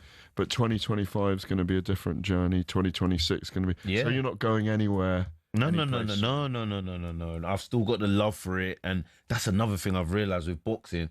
You have to actually have the love for it, especially when you've actually got other options as well, where you could actually do. Yeah. If you don't have the love for it, forget it. This sport's too dangerous. It's, you know what I mean? It's full of wolves, lions, everything. Like, so you actually have the passion, the love for it. If I didn't have the passion and love for it, I would have just gone and opened up an accounting firm somewhere.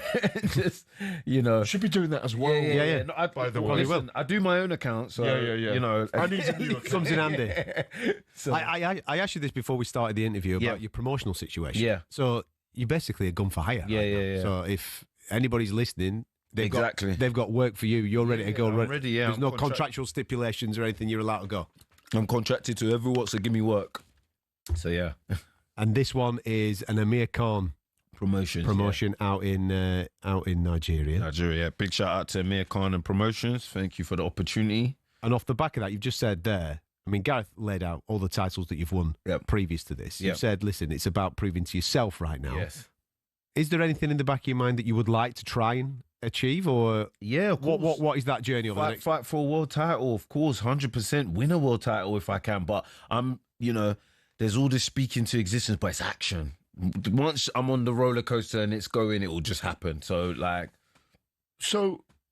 the Warren stable, Frank Warren stable, he's got, obviously he fought Joshua a lot White, of so light he's got heavies. them. Yeah, He's a got lot of light heavies. What's wrong with going to that stable? Nothing's wrong. Lee Eaton, you could speak to He was him my as well. former manager before. Yeah. He's who I came in the game with. So it's not a far-fetched. We haven't seen you in against Anthony Yard yet, against David Benavides, against Bivol and Beterbiev. There's Linders, there's Craig Richards, there's a lot of Willie Hutchinson.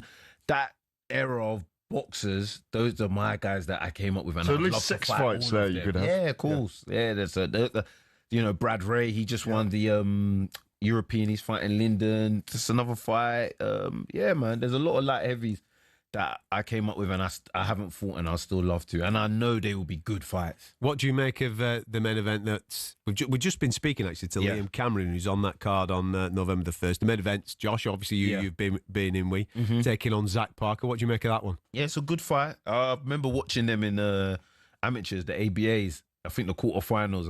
I was in the quarterfinals as well. I remember watching that. Josh was quite dominant, and I believe he'll be quite dominant in this fight as well. But Zach Parker's a good boxer. He reminds me a bit of Callum Smith, actually, a little bit like him. So who knows? He might be able to present the same kind of problems Callum did. But I'll go with Josh. Yeah. You mentioned shark-infested waters and wolves and lions in the sport. Mm-hmm. You've had, was it 8 months out?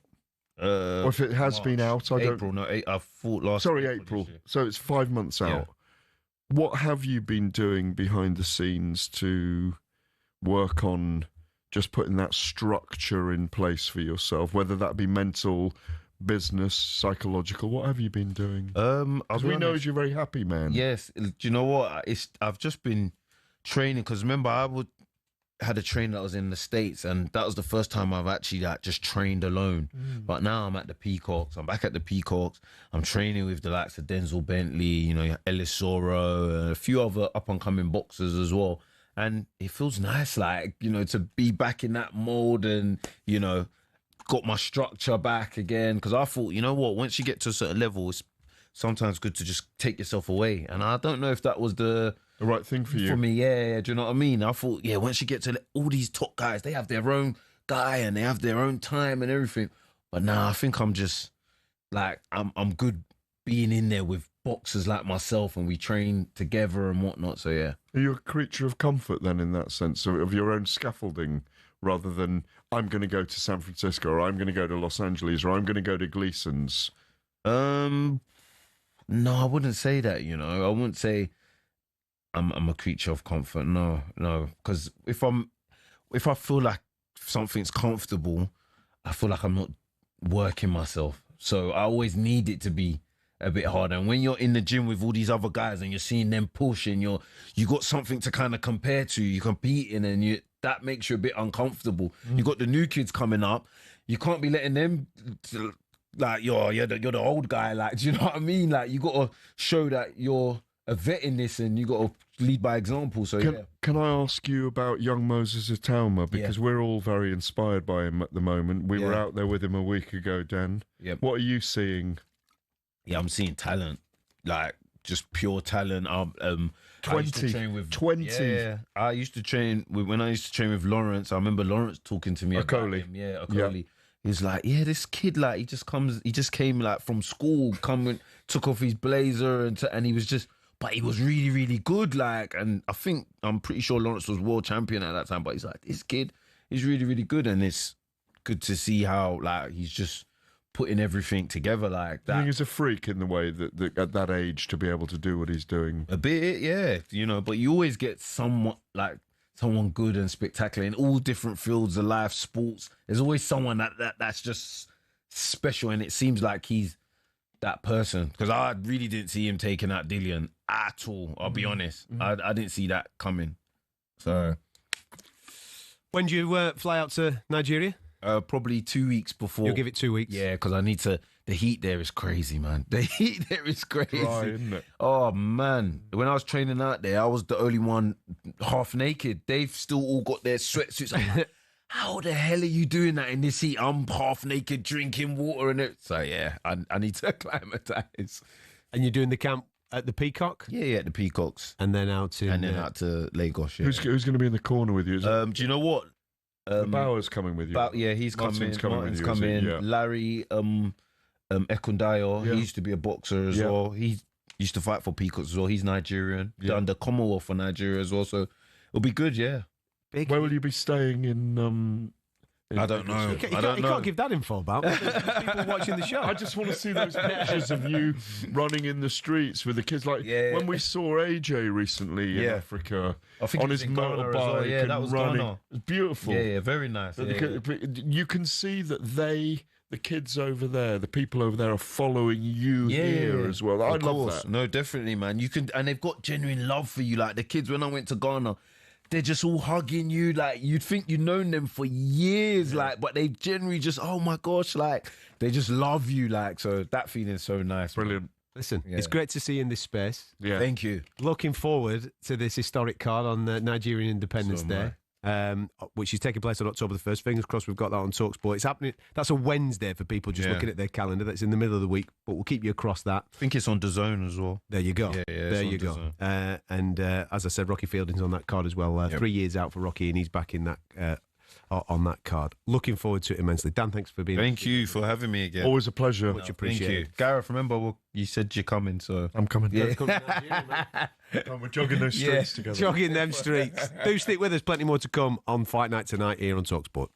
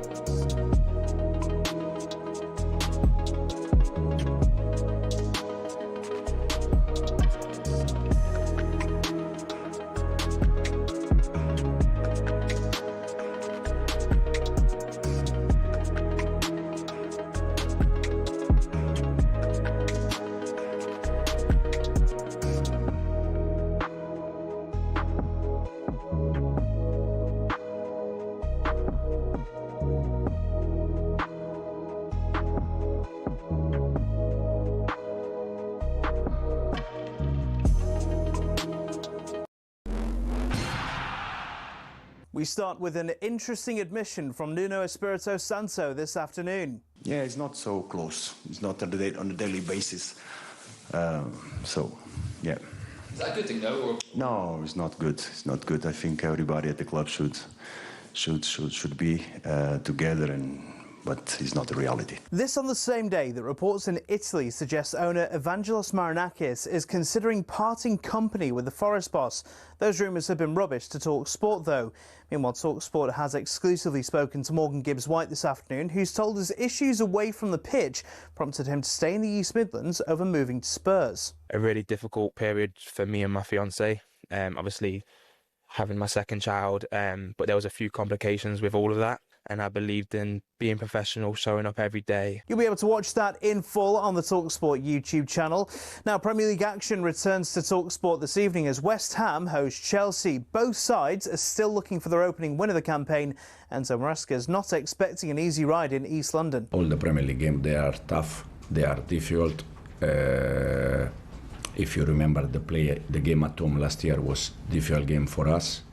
They defended very well. Tomorrow I expect exactly the same. And again, the Premier League just started, so you can see that they are trying to find some solution in the same way we are doing. Kickoff's live at 8 o'clock. Phil Foden and Rodri have both been past fit for City's clash with Spurs tomorrow. This as Ruben Dias has signed a new contract with City lasting until 2029. The game at the Etihad is live and exclusive to talkSPORT tomorrow lunchtime. And Eddie Howe says he'd have rather had Alexander Isak in his squad this season than Newcastle air their dirty laundry throughout the summer. I don't think it had to be this way. It's disappointing that I'm having to sort of discuss it every press conference at length and taking away from, as I said, the football. We've got Liverpool coming up in 2 days' time, 3 days' time, and that's going to be a tougher game without having any distraction around us. He'll be without the striker for Monday's visit of Liverpool, of course the club with which he's been heavily linked this summer. Hear that one exclusively live on talkSPORT.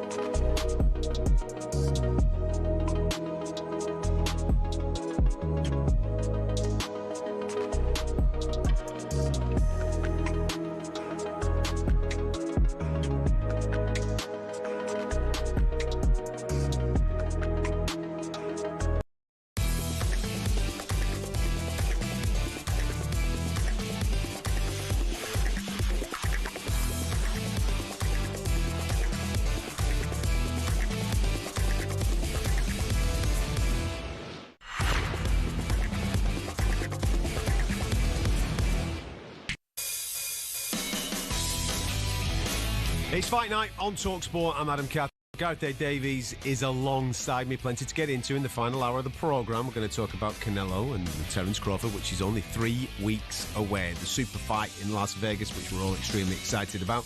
We'll delve into the world of mixed martial arts as well, because there's been quite a lot going on over the last 7 days. And George will be here to talk about everything that's going on the talkSPORT website. So if you want to get involved, you can. 03717 22 33 44. It's Fight Night on talkSPORT.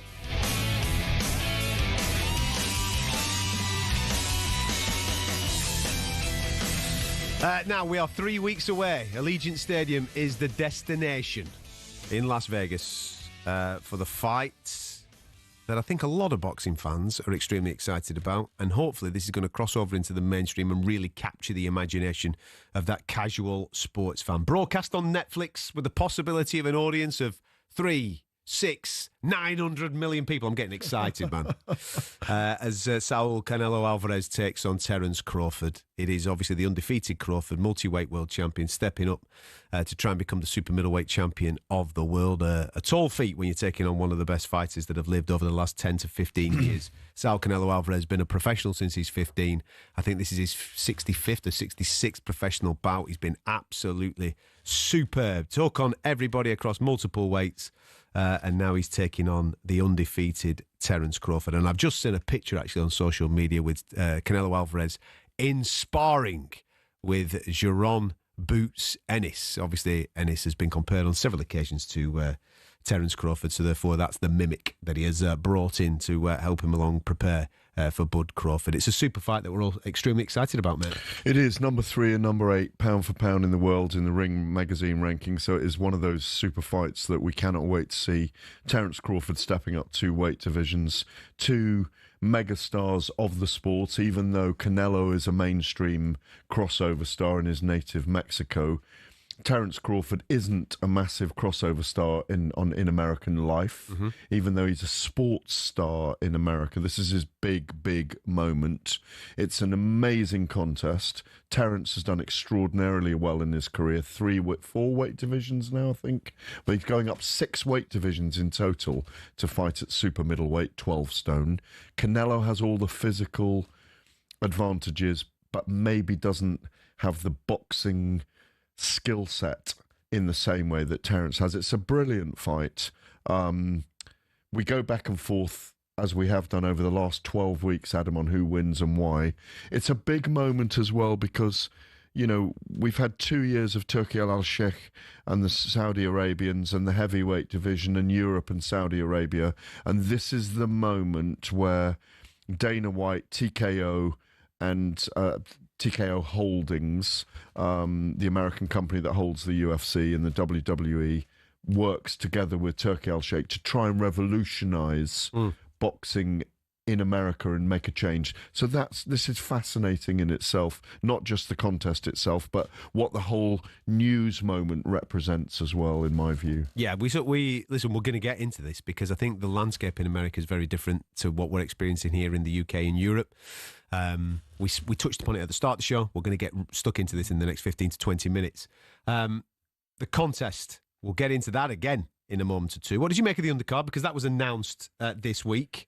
The supporting cast with the likes of Callum Walsh on there and Christian and Bealey getting opportunities to showcase their talents at the Allegiant Stadium in Las Vegas. Well, it's one of those nights when everyone's really waiting for the main event. So, you know, the Callum Walsh, Vargas Mabili, Mohammed Al-Akel, this the young Saudi Arabian kid who's grown up in the UK, is on all the cards now. Serhij Bohachuk, Ivan Dichko, 2 Olympic bronze medals I think he's got. Reito Tsutsami, an up-and-coming Japanese fighter. There's plenty of things to get your teeth into on the undercard, and I think Oscar De La Hoya and Dana White had a little bit of an Instagram moment, didn't they? When Dana did his thing. They don't like each other. They really don't like each other. I mean, I wouldn't mind seeing those 2 fight.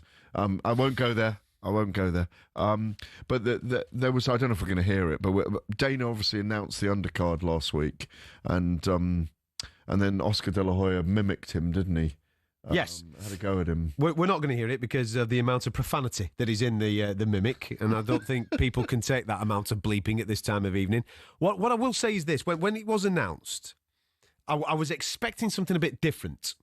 This is an opportunity, and again, over the next 20 minutes or so, we're going to spitball about this because of the landscape in America. I thought this was an opportunity for the guys that run the UFC, the guys that run the WWE, to come in and do something maybe slightly different. Because I'm imagining that is why Turki Al-Sheikh has gone to TKO. Because he's worked with Frank Warren, he's worked with Eddie Hearn, he's worked with Bob Arum, he's worked with all these promoters around the world, and this for me feels like his coming out party on his own. Yes, he's done a couple of the Ring magazine things, but he's been helped along by he did Los Angeles last year with Crawford and but he's been helped along by the old guard, Madrimov. Yeah, you know, so he's worked with De La Hoya, he's worked with Eddie, he's worked with them. This kind of felt like he's stepping out of boxing to try and revolutionise it, to do something a little bit different by going to TKO, by speaking to the guys that run UFC, run WWE. Right, let's bring what you do from a business point of view and let's stick it in boxing and see if we can make it really, really pop. Now, when Dana was announcing the undercard, yeah, I expected to see some of those names pop up on there. It doesn't jump out at you, though, does it? It doesn't. Name-wise, it doesn't jump out. No, it doesn't. Obviously, as you just said, Gareth, I think you're right. The focus is the main event. We've got a super fight in the main event. But I was expecting maybe a shorter fight card. Maybe I was just 6 fights, but big names. That's what would have been great. And just something, a couple of heavyweight fights. Just something that made me now have this conversation with you going, well, that feels a bit different. This doesn't feel different at all at this stage. Maybe when we get to the night, it's going to look different. I'm not saying you said this necessarily, but we were talking about this before we went on air, and we thought, the 70,000 won't be in their seats for the entire card, in my view. I don't think it's going to be one of those. It's going to be one of those nights when everybody finally comes in for the main event. Yeah. As opposed to 6 fights, maybe only needed 6 fights, 5 fights on the undercard that were just bangers, maybe. Or that were showcasing the very best young talent. Well, just something a little like bit that different. Times Square card underneath this would have been Something incredible. different, like, I don't know, maybe I got ahead of myself thinking about this, that you could have had 4 3-rounders, you know what I mean? Yeah, and it could be like tournament-style thing as the supporting cast, which just hypes the energy of the room, because we're all gearing towards Canelo Crawford. We know what we're getting Canelo Crawford, but could you have provided something a little bit different? Listen, it might be different on the night. I'm just going off the paper that has been presented to me, the names on the cards, the bouts that are on the cards. There's some good fights on there. I like Callum Walsh. I've seen him live a couple of times against Fernando Vargas. I think it's a great knock. Serhii Boyachuk, big fan of his. I think he's in for a good night as well. But it just feels same. Well, Whereas Ivan Ditchko, Jermaine Franklin, it's a heavyweight fight. Franklin's obviously gone the distance with Dillian White and Anthony Joshua, but it's not... They will make the week very special, I'm sure. Netflix will do shoulder programming and drive it. It'll probably do 50, 60, 70 million viewers. My understanding, I think I said this to you a couple of months back, that ESPN in Mexico are going an hour late on delay to force people to watch it live. Canelo's got a live audience of 30 to 40 million when he fights. With the Mexican audience, it'll be very, very big. It'll grow during the week, and it needs to. But I agree with you. Allegiant Stadium will be different. First time ever we're boxing 70,000. It will be amazing. It always is amazing, and it's Las Vegas. Yeah, and it's Mexican Bank Holiday weekend, of course, and it's Canelo Alvarez. On the fight, come on then. Do you want me to give it you? Come on then. We are talking about the two. Listen, a selection of the very best fighters on the planet in Canelo and Crawford. I cannot see either of these men getting stopped in this fight. I can't see that. So we're going the full hit. Terence Crawford is an elite technician. Lateral movement will always cause Canelo Alvarez problems. He can box southpaw, orthodox, and you never know which one's his strongest side. Crawford, that is. And he will absolutely have success in this fight, but I don't think he can stop Canelo Alvarez. Agreed. Canelo is one of the best defensive front foot pressure fighters I've ever seen in my life. Is he slowing down? Yes, of course he is. He's getting older. He's had 60-odd fights. Can I see anybody getting a decision against Canelo Alvarez in Vegas on Mexican Bank Holiday weekend? That is where I sit. I think it'll be a competitive fight. I think it'll be really, really tight. But the man that will get his hand raised, as I sit here right now, will be Canelo. Okay, well, it'll be debatable, but it'll be Canelo. I've picked Canelo at different stages in the last 3 months, but right now, looking at how he's built his body, hearing what I'm hearing about him behind the scenes, even though Canelo looked very impressive in the last 48 hours when you looked at him and the sparring sessions, I think Crawford will be smart and move and will just squeak the rounds and will probably win 7 rounds to 5. Will he get the decision then? Yeah, he will. You think you'll get honest, fair judging in Las Vegas? If we get a close enough fight, they'll do a second one as well, I think. But I think the second time around, those improvements, that shift, that twist, if you like, will get on the second time that they fight. It's a big moment for Dana White. It's a big moment for Turki Al-Sheikh. My view is that he should have stayed focused on the heavyweights and brought in the additional stuff, because I think the heavyweight division's flying, and I really like to see Turki Al-Sheikh and the Saudi Arabians still heavily involved with the heavyweight division. Okay. We're going to talk about the landscape of boxing in America in a moment. Don't be going anywhere. This is talkSPORT.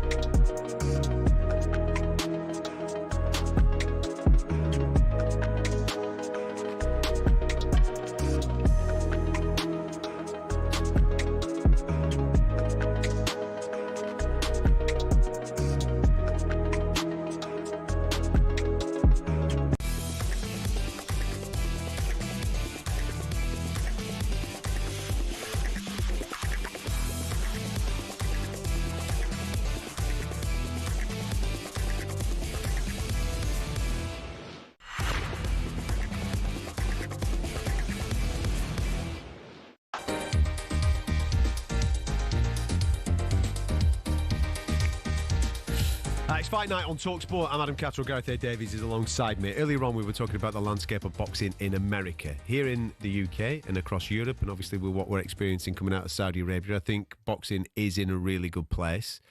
We are getting the matchups. I think the matchups absolutely have improved over the last 2 years. And the super fights that we've all dreamed of seem to be materialising more and more. And the crowds. Yeah, in and the the UK. fans coming. In the UK, yeah. Europe and even Saudi Arabia to a certain extent. Okay, but I think that is total contrary to everything that's happening in America. Correct. We spent a lot of time in America for different combat sports, and it's quite evident over the years that there is a massive drop-off, a disengagement from the fight fan out there. They're not connecting with boxing for whatever reason, and we're going to discuss that now, and I'm sure you've got your own thoughts, so get involved on the talkSPORT Boxing YouTube channel. How do we stop that slide in America right now? How do we re-engage fan interest in the sweet science? Well, I think just to posit first of all that in America you're looking at a whole continent, and the way that people's growth and resonance with fans has always developed is like an area champion here or a city champion here. Yeah. They are a provincial champion first of all, and then they move to Vegas, and then the following comes, and then they fight in New York, and those are the principal areas. Mm-hmm. Obviously, you can bring Arlington Stadium, you can Dallas Cowboy Stadium, you can bring Texas into it, you can bring Florida in as well. But the growth of a fighter hasn't happened in America.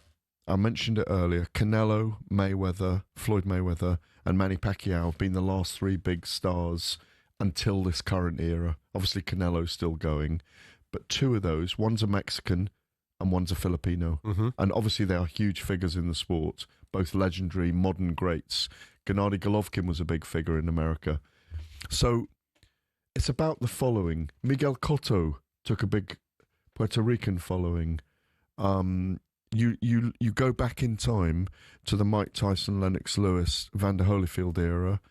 The world was different then, and America was different. There was still the vestiges of that great era of the 70s, of Ali, Frazier, Foreman, Holmes. There was still that self-belief about America having all the great heavyweights in the world. That changed with Klitschko. So the heavyweight division's very important, as you just mentioned. Yeah, I agree. But you know where America is in with boxing at the moment. UFC is enormous. The stars don't matter even anymore, even because they've got some stars. Star is the UFC. The star is the UFC. Yep. You know, up to the point where the UFC could be shown in the White House garden next 4th of July. Yep. Dana White is friendly with the President Donald Trump. Yep. Joe Rogan had him on his podcast for 3 hours. Joe Rogan is a commentator. The tentacles are enormous. Where boxing is, it's got about 10 very, very fine young boxers. This is just my view. And those are the guys that need to all fight each other to catapult the sport forward again. Can we save boxing in America? Adam, in truth, I really do not know. It's a tough one because when we analyse what's going on in America, for those that don't know, for example, Top Rank, who are the biggest promoter, don't have a TV deal. I know that they're flirting with something that is now going on an app and behind paywalls and subscription models and all this type of thing, but they lost their deal with ESPN, which was about £85 million a year. And when you compare that to what the UFC have just done, they've done a deal with Paramount for £1.1 billion per year over a 7-year period. That's now not going to be behind a paywall.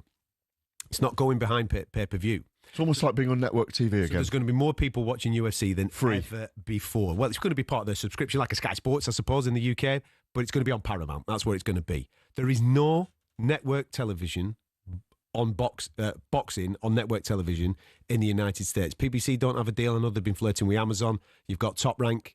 They don't have a deal at the moment. It's just not anywhere. And Oscar De La Hoya's Golden Boy is on DAZN. On DAZN. So again, that is behind a subscription model. And therefore, it's very, very difficult to start to build those stars if they're not on like traditional platforms like we had in the past, the HBOs and the ESPNs and all that. Fox, HBO, Showtime, they've all gone. Yeah, they're not showing. When I started, these were enormous channels. Absolutely. So that's one big key element. The second big key element is that they don't have a belief in the heavyweight division. that era that you just talked about, the 1990s, look how many American heavyweights were there, absolutely dominating. Mike Tyson was one of the most well-known figures, not just in boxing, not just in America, but in the world. Absolutely, wasn't he? But he was backed up with Evander Holyfield, Riddick Bowe, all these guys. They were coming through as well, dominating the space. And over the last 20 years, where has that heavyweight been? Deontay Wilder? Okay, fair enough. Maybe they should have got behind Deontay Wilder. Wasn't well promoted enough. Not at all. And now it's all... Say that thing about Fury that you mentioned earlier as well. When he went to America we noticed in 2018. We were lucky enough to cover all three of the Fury fights.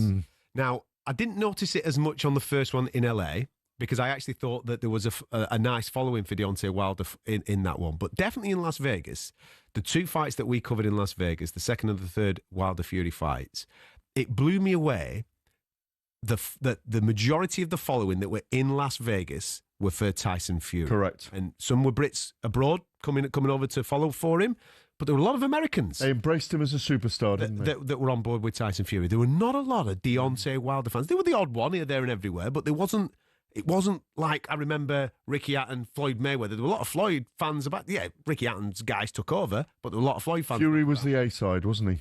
Massively. Yeah. So Fury was the star of that promotion in America against an American, which was alarming because that's the championship of the world in the heavyweight division. You've got an American knockout artist on the other side. 40-0 with 40 knockouts. He's not back. He's not backwards in coming forwards, Deontay Wilder. He can talk a bit, you know what I mean? He can sell a fight, but it wasn't resonating with that American audience. So that in itself was alarming when we were out there. And if you look at it now, they're struggling to sell tickets for arenas. They can't get, promoters can't get their stuff on television. It's in a real mess. This show that they've got now on Netflix for Canelo versus Crawford is absolutely huge. It has to be successful. If it's not successful, I really fear for that landscape of boxing for the fight fan over there, because is there going to be anything for them to go and see? I think no, but where they could try and do it, if they really do want to make a success of it. I know that the Unified Boxing Organisation, the UBO, is what they're going to set up with its own belts in America with TKO Holdings and Dana White and Turki Al-Sheikh. If they were to get a tournament scenario where they have Devin Haney, Teo Lopez, Keyshawn Davis, Ryan Garcia, get Vasyl Lomachenko back, go for 10 or 12 names and create a tournament scenario over 2 years and have the best fighting the best over a period of time, I think that could generate and distill a type of wave that could create something. That would be my solution to it. Listen, that is, from a matchup point of view, that is 100% right. The problem is, every single one of those fighters has an overinflated valuation of themselves when it comes to fighting, because they've looked at Floyd and look what he's done, and they all think that they're Floyd Mayweather. 240 million he earned for fighting. Well, that's what they think they are, and they haven't earned that right yet. And what stupidly these networks have done over the years is they've overpaid them for really poor fights. So now that they've got to have a proper fight, they think, well, it must be worth double. It's not worth double. You've just been overpaid, mate. So boxing has created this mess. What the only solution is, and the man to sort it out is Turki Al-Sheikh, because he's got the money. Got the money and the desire to do it. Right, so he's got the money and the desire to do it. He can't put that then, what he's making, he can't put it behind a paywall, because he has to get it to as many eyeballs as he possibly can. Netflix could be the perfect solution for them, to put all these super fights on a Netflix and just allow people for that Netflix subscription to be able to see what is happening. And hopefully then people start to fall in love with the game again. Javonte Davis, I'd add to that as well. Oh, he's a superstar. If you took the very best now between 135 but £135 and £140, £147. If you got the best 12 fighters, there is a chance to regenerate an interesting boxing game with all the drama, but you need shoulder programming around it. You need to elevate it. I don't want them to fail at what they're about to try and do with TK Holdings and UBO, but I think it's a really hard road that they're on. It's a long road, it's a hard road, and some people, it's going to cost a lot of money, because the likes of the Teofimo Lopez's and the Devin Haney's, they're used to being paid a certain amount of coin, so they want that money.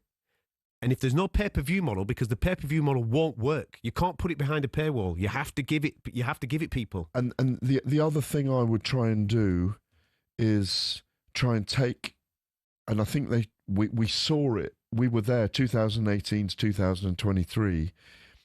That Fury Wilder crossover moment. Try and take the heavyweight division to America as well a little more, because I do think heavyweight boxing does generate. But they need American interest in that. They don't have it right now. But they need the Americans. So do you make Moses Tama a star there? Do you get Derek Chisora speaking loudly over there and put him in against people? He's the kind of person that Americans could warm to. They need one of their own, though. But they do need one of their own. I agree, but they haven't got anyone at the moment. Well, they've got Richard Torres Jr. They've got Torres, they've got Guido Vianello, they've got a few guys. Obviously, Jared Anderson is still pushing his thing. Michael Hunter's fighting Jarrell Miller. I know you don't like the name Jarrell. On September the 11th in Vegas during that event. These are, if we're thinking about this, they need to be, and I'm sure they are thinking about it, Adam. It's going to be interesting to see how this all plays out on that first big TKO show, which is taking place in 3 weeks from now in Las Vegas at the Allegiant Stadium as Canelo takes on an American in Terence Crawford. Stick with us. We'll delve into the world of MMA in a minute. Don't go anywhere.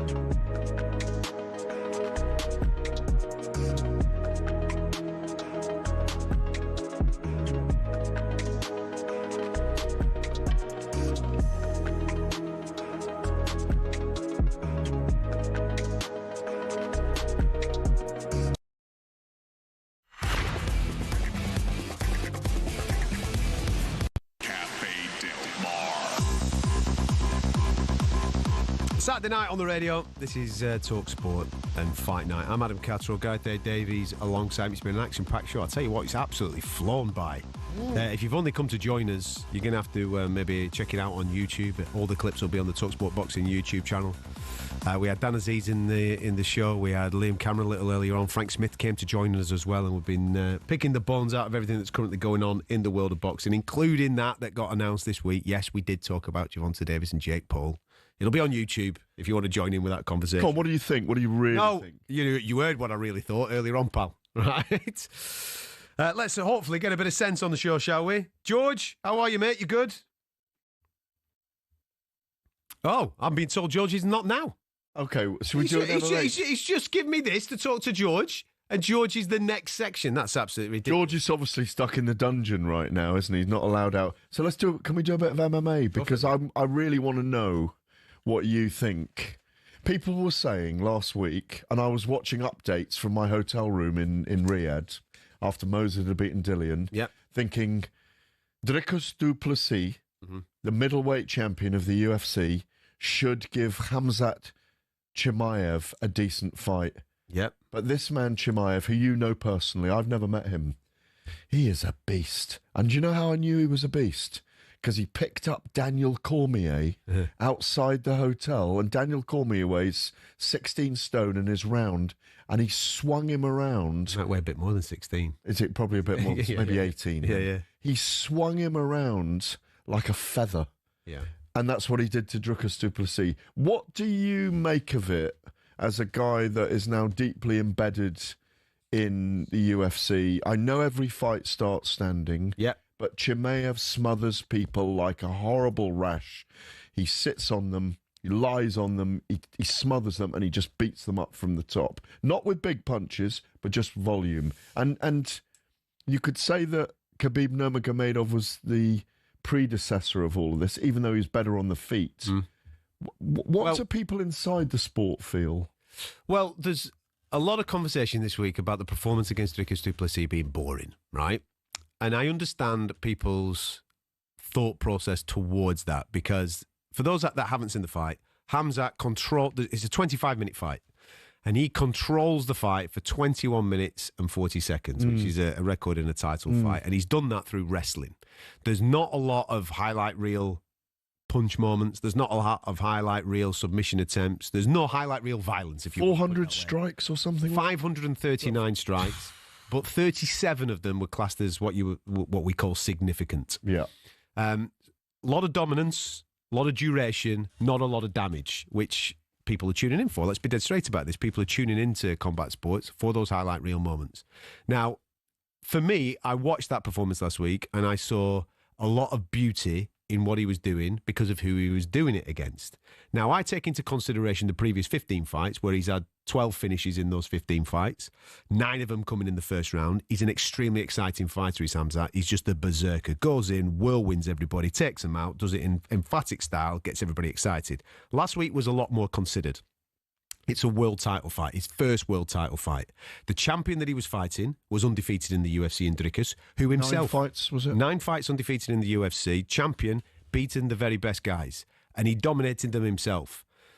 Yes, going into the fight, I said this could be a fight of the year contender because of Dricus' style and Khamzat's style, but Khamzat absolutely nullified him. He took away all the offense of Dricus, completely nullified him. Did he search for the finish? Well, I look at it in a way where Dricus knew how to not get submitted. He knew how to not get finished because he is very good at jiu-jitsu. He is very good at striking. Wrestling, not so, compared to Khamzat. So, yeah, a dominant performance. I understand people's thought process that they thought it was a little bit boring. But I take away from it thinking, wow, that was super impressive. Do you know what it reminded me of? And I admire this guy, Chimaev, and I think he's an extraordinarily scary character as well. He's got an amazing presence. And as I say, I've never met him. I look forward to meeting him. It reminds me of the time when I was working broadcast on the UFC and doing interviews with everyone, how people used to criticise George St. Pierre Absolutely. For smothering people. But in the end, as his career went on, he went into everyone else's backyard and fought them in, as they say in the UFC, and fought them in their style. Yeah. But when he was coming through, when he was indefatigable and undefeatable, he just smothered everyone with extraordinary skills by nullifying everything that they did well. he worked on doing himself even better. But he smothered people most of the time. And he was very criticised for it at the time. Yeah, he was. And for me now, he's classed as one of the greatest. He's in the Mount Rushmore of greats. I completely agree with that. And I think that's my comparison with this guy. And I think this guy's going to go on to be a true great. I think he'll do multi-weight. And I think going forward, when I look at the matchups that he could possibly have at middleweight, I think there's more favourable matchups for those highlight reel moments. Dricus is a special fighter, and I felt he dealt with him fantastically well last week in order to become the champion. The thing that I take away, though, from Chicago at UFC 319 is the excitement that I've got in and around a British fighter called Lerone Murphy. Oh, yeah. The spinning elbow finish on Aaron Pico. Incredible. Lerone is one of those guys, very similar story, I say story, career story this is, to Leon Edwards, where he has to work for it. He's accumulating a lot of victories. Maybe not necessarily the ones that are standing out and jumping out and giving you the highlight reel moments. His last 5 were all decision victories. Top level, but all decision victories. Last week he needed a moment. He delivered that moment. And now, in December, it is highly likely that he'll be fighting Alexander Volkanovski for the world title, which I think is absolutely sensational for that young man. And a word about Michael Venom Page as well? Mate. Pleased for him? Mate, come on. Michael Venom Page, ranked in the UFC in 2 weight divisions, welterweight and middleweight. Last week, he's just a joy to watch. Oh, he's a wonderful human being. He's a top guy, Yeah. but if you like just elite striking and making people dance to your own tune, watching Michael Venom Page is a joy. He's the opposite of Chimaev, isn't he? Yeah, absolutely. Yeah, he does. Well, he does that, but standing up.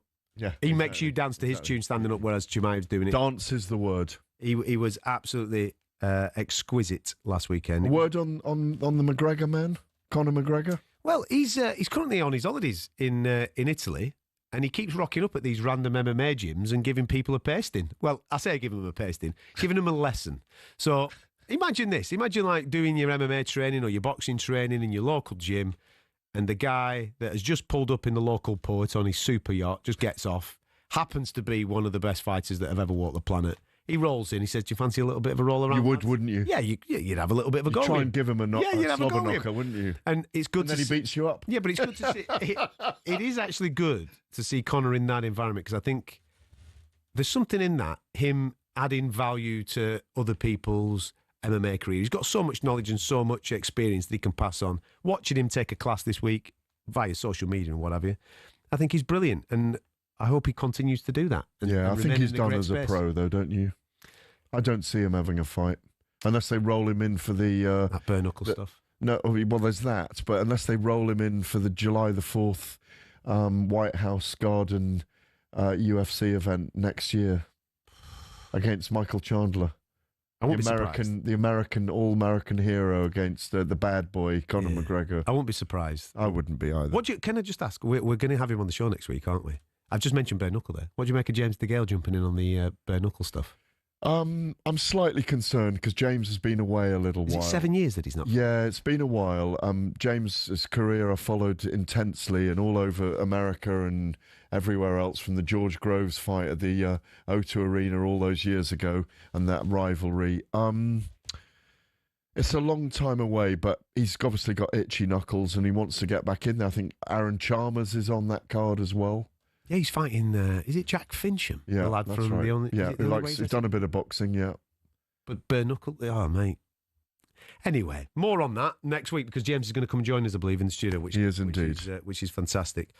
Now, I preempted it. George Gunsky is going to be with us. We're going to talk about everything that's going on the talkSPORT website, and there's a big story here about Deontay Wilder and Francis Ngannou. Don't go anywhere.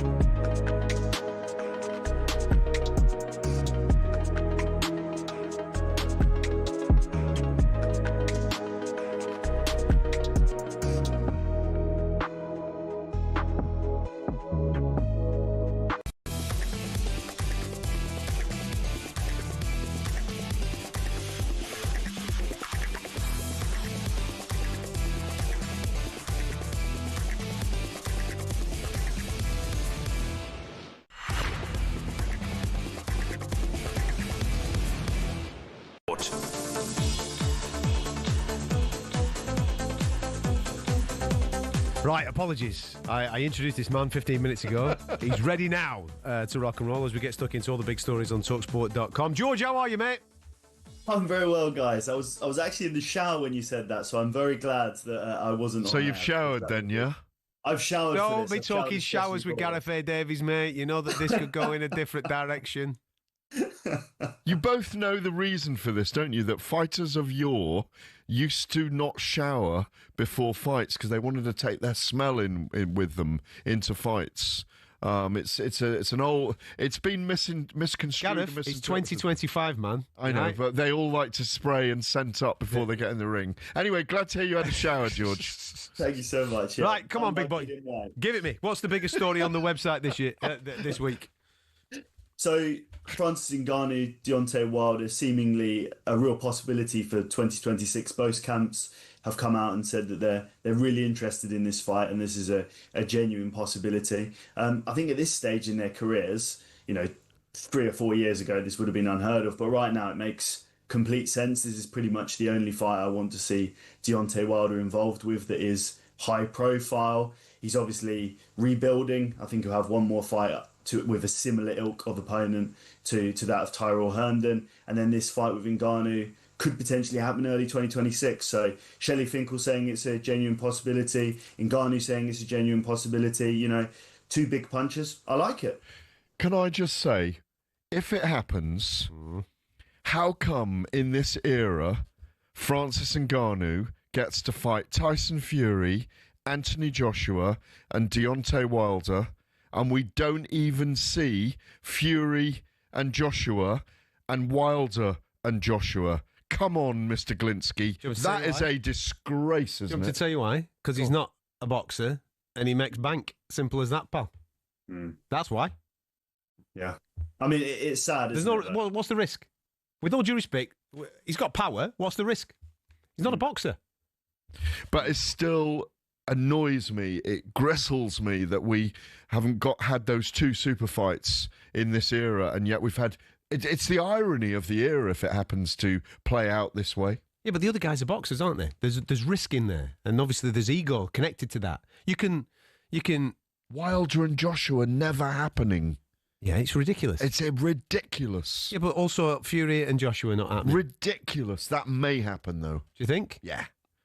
I agree with you, George, on the Francis Ngannou, Deontay Wilder thing. I think Francis is in a weird place when it comes to MMA. I don't know what's happening with the PFL scenario. For me, man, if I would love Dana to swallow a bit of pride and say, come on, mate, Tom Aspinall needs a good knock. Get yourself over here and let's have a good go in the old octagon. But it doesn't look like that's going to happen. So from a Francis point of view, the dude's a superstar. I don't begrudge him making as much money as he possibly can. And, you can bill that, can't you, as two very heavy-hitting lads in Francis Ngannou and Deontay Wilder. So I agree with you, mate. You'll probably see that, first quarter of next year, do you reckon, George? I think so, yeah. And as you say, I mean, Ngannou hasn't really got any options in mixed martial arts right now, unless you It's a shame, man, because he's still Corey so Anderson good. in there. I don't know who you'd even put him in there with that. No. But hang on, guys. We need to pick who wins out of Ngannou and Wilder.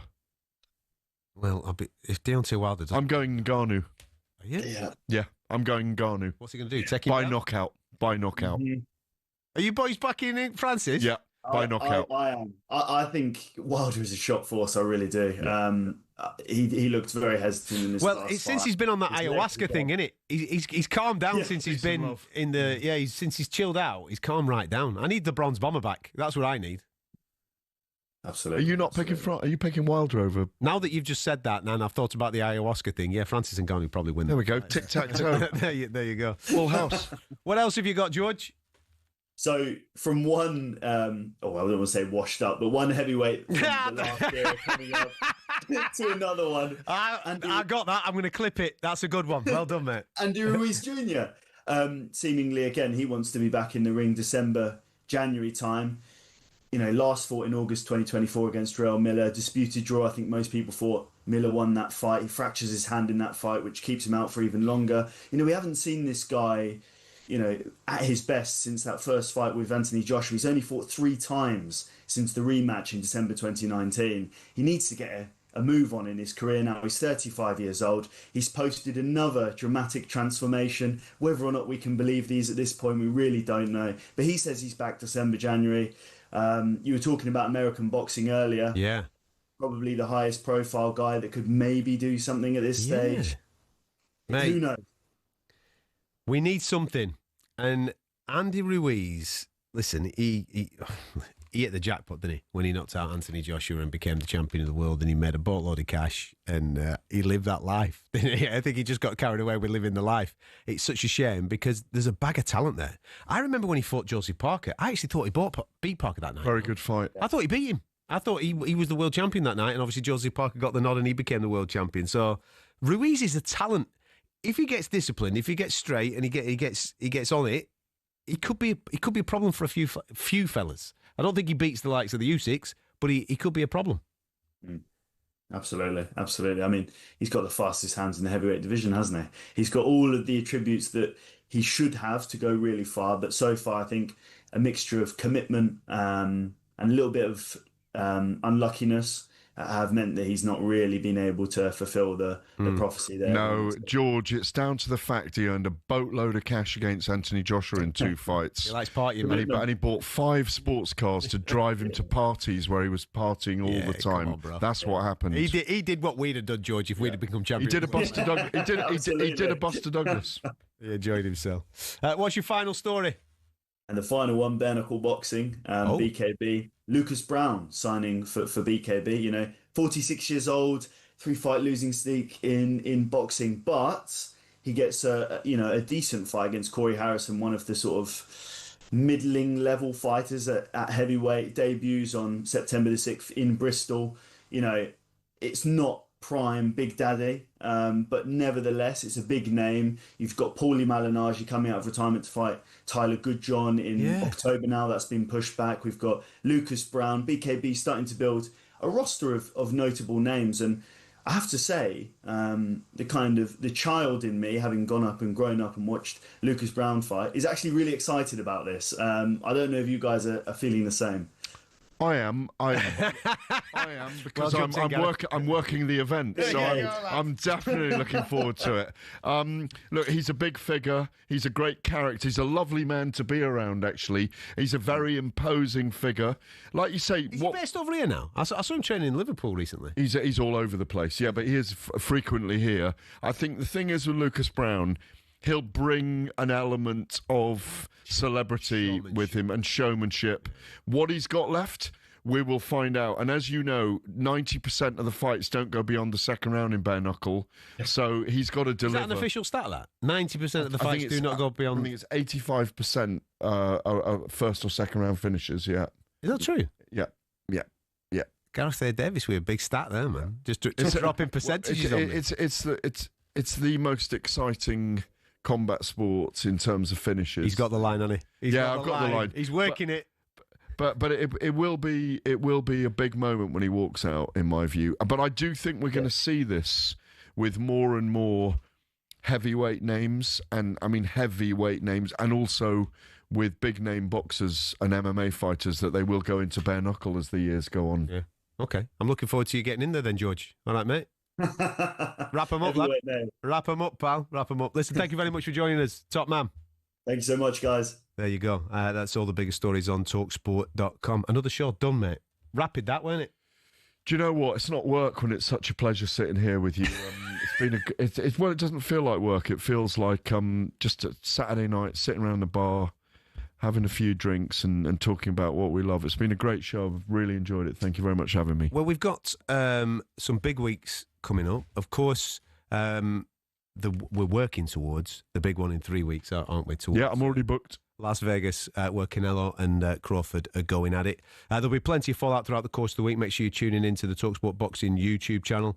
And we will, of course, keep you across everything that happens, not just in the world of boxing, but also in other combat sports as well. So if you're a big MMA fan, we'll be across that as well as the UFC heads to Paris in a couple of weeks' time, which is going to be good. Listen, thank you very much for tuning in to the show. Make sure you like and subscribe the boxing channel and the talkSPORT podcast, available on all good platforms. We will catch you next time.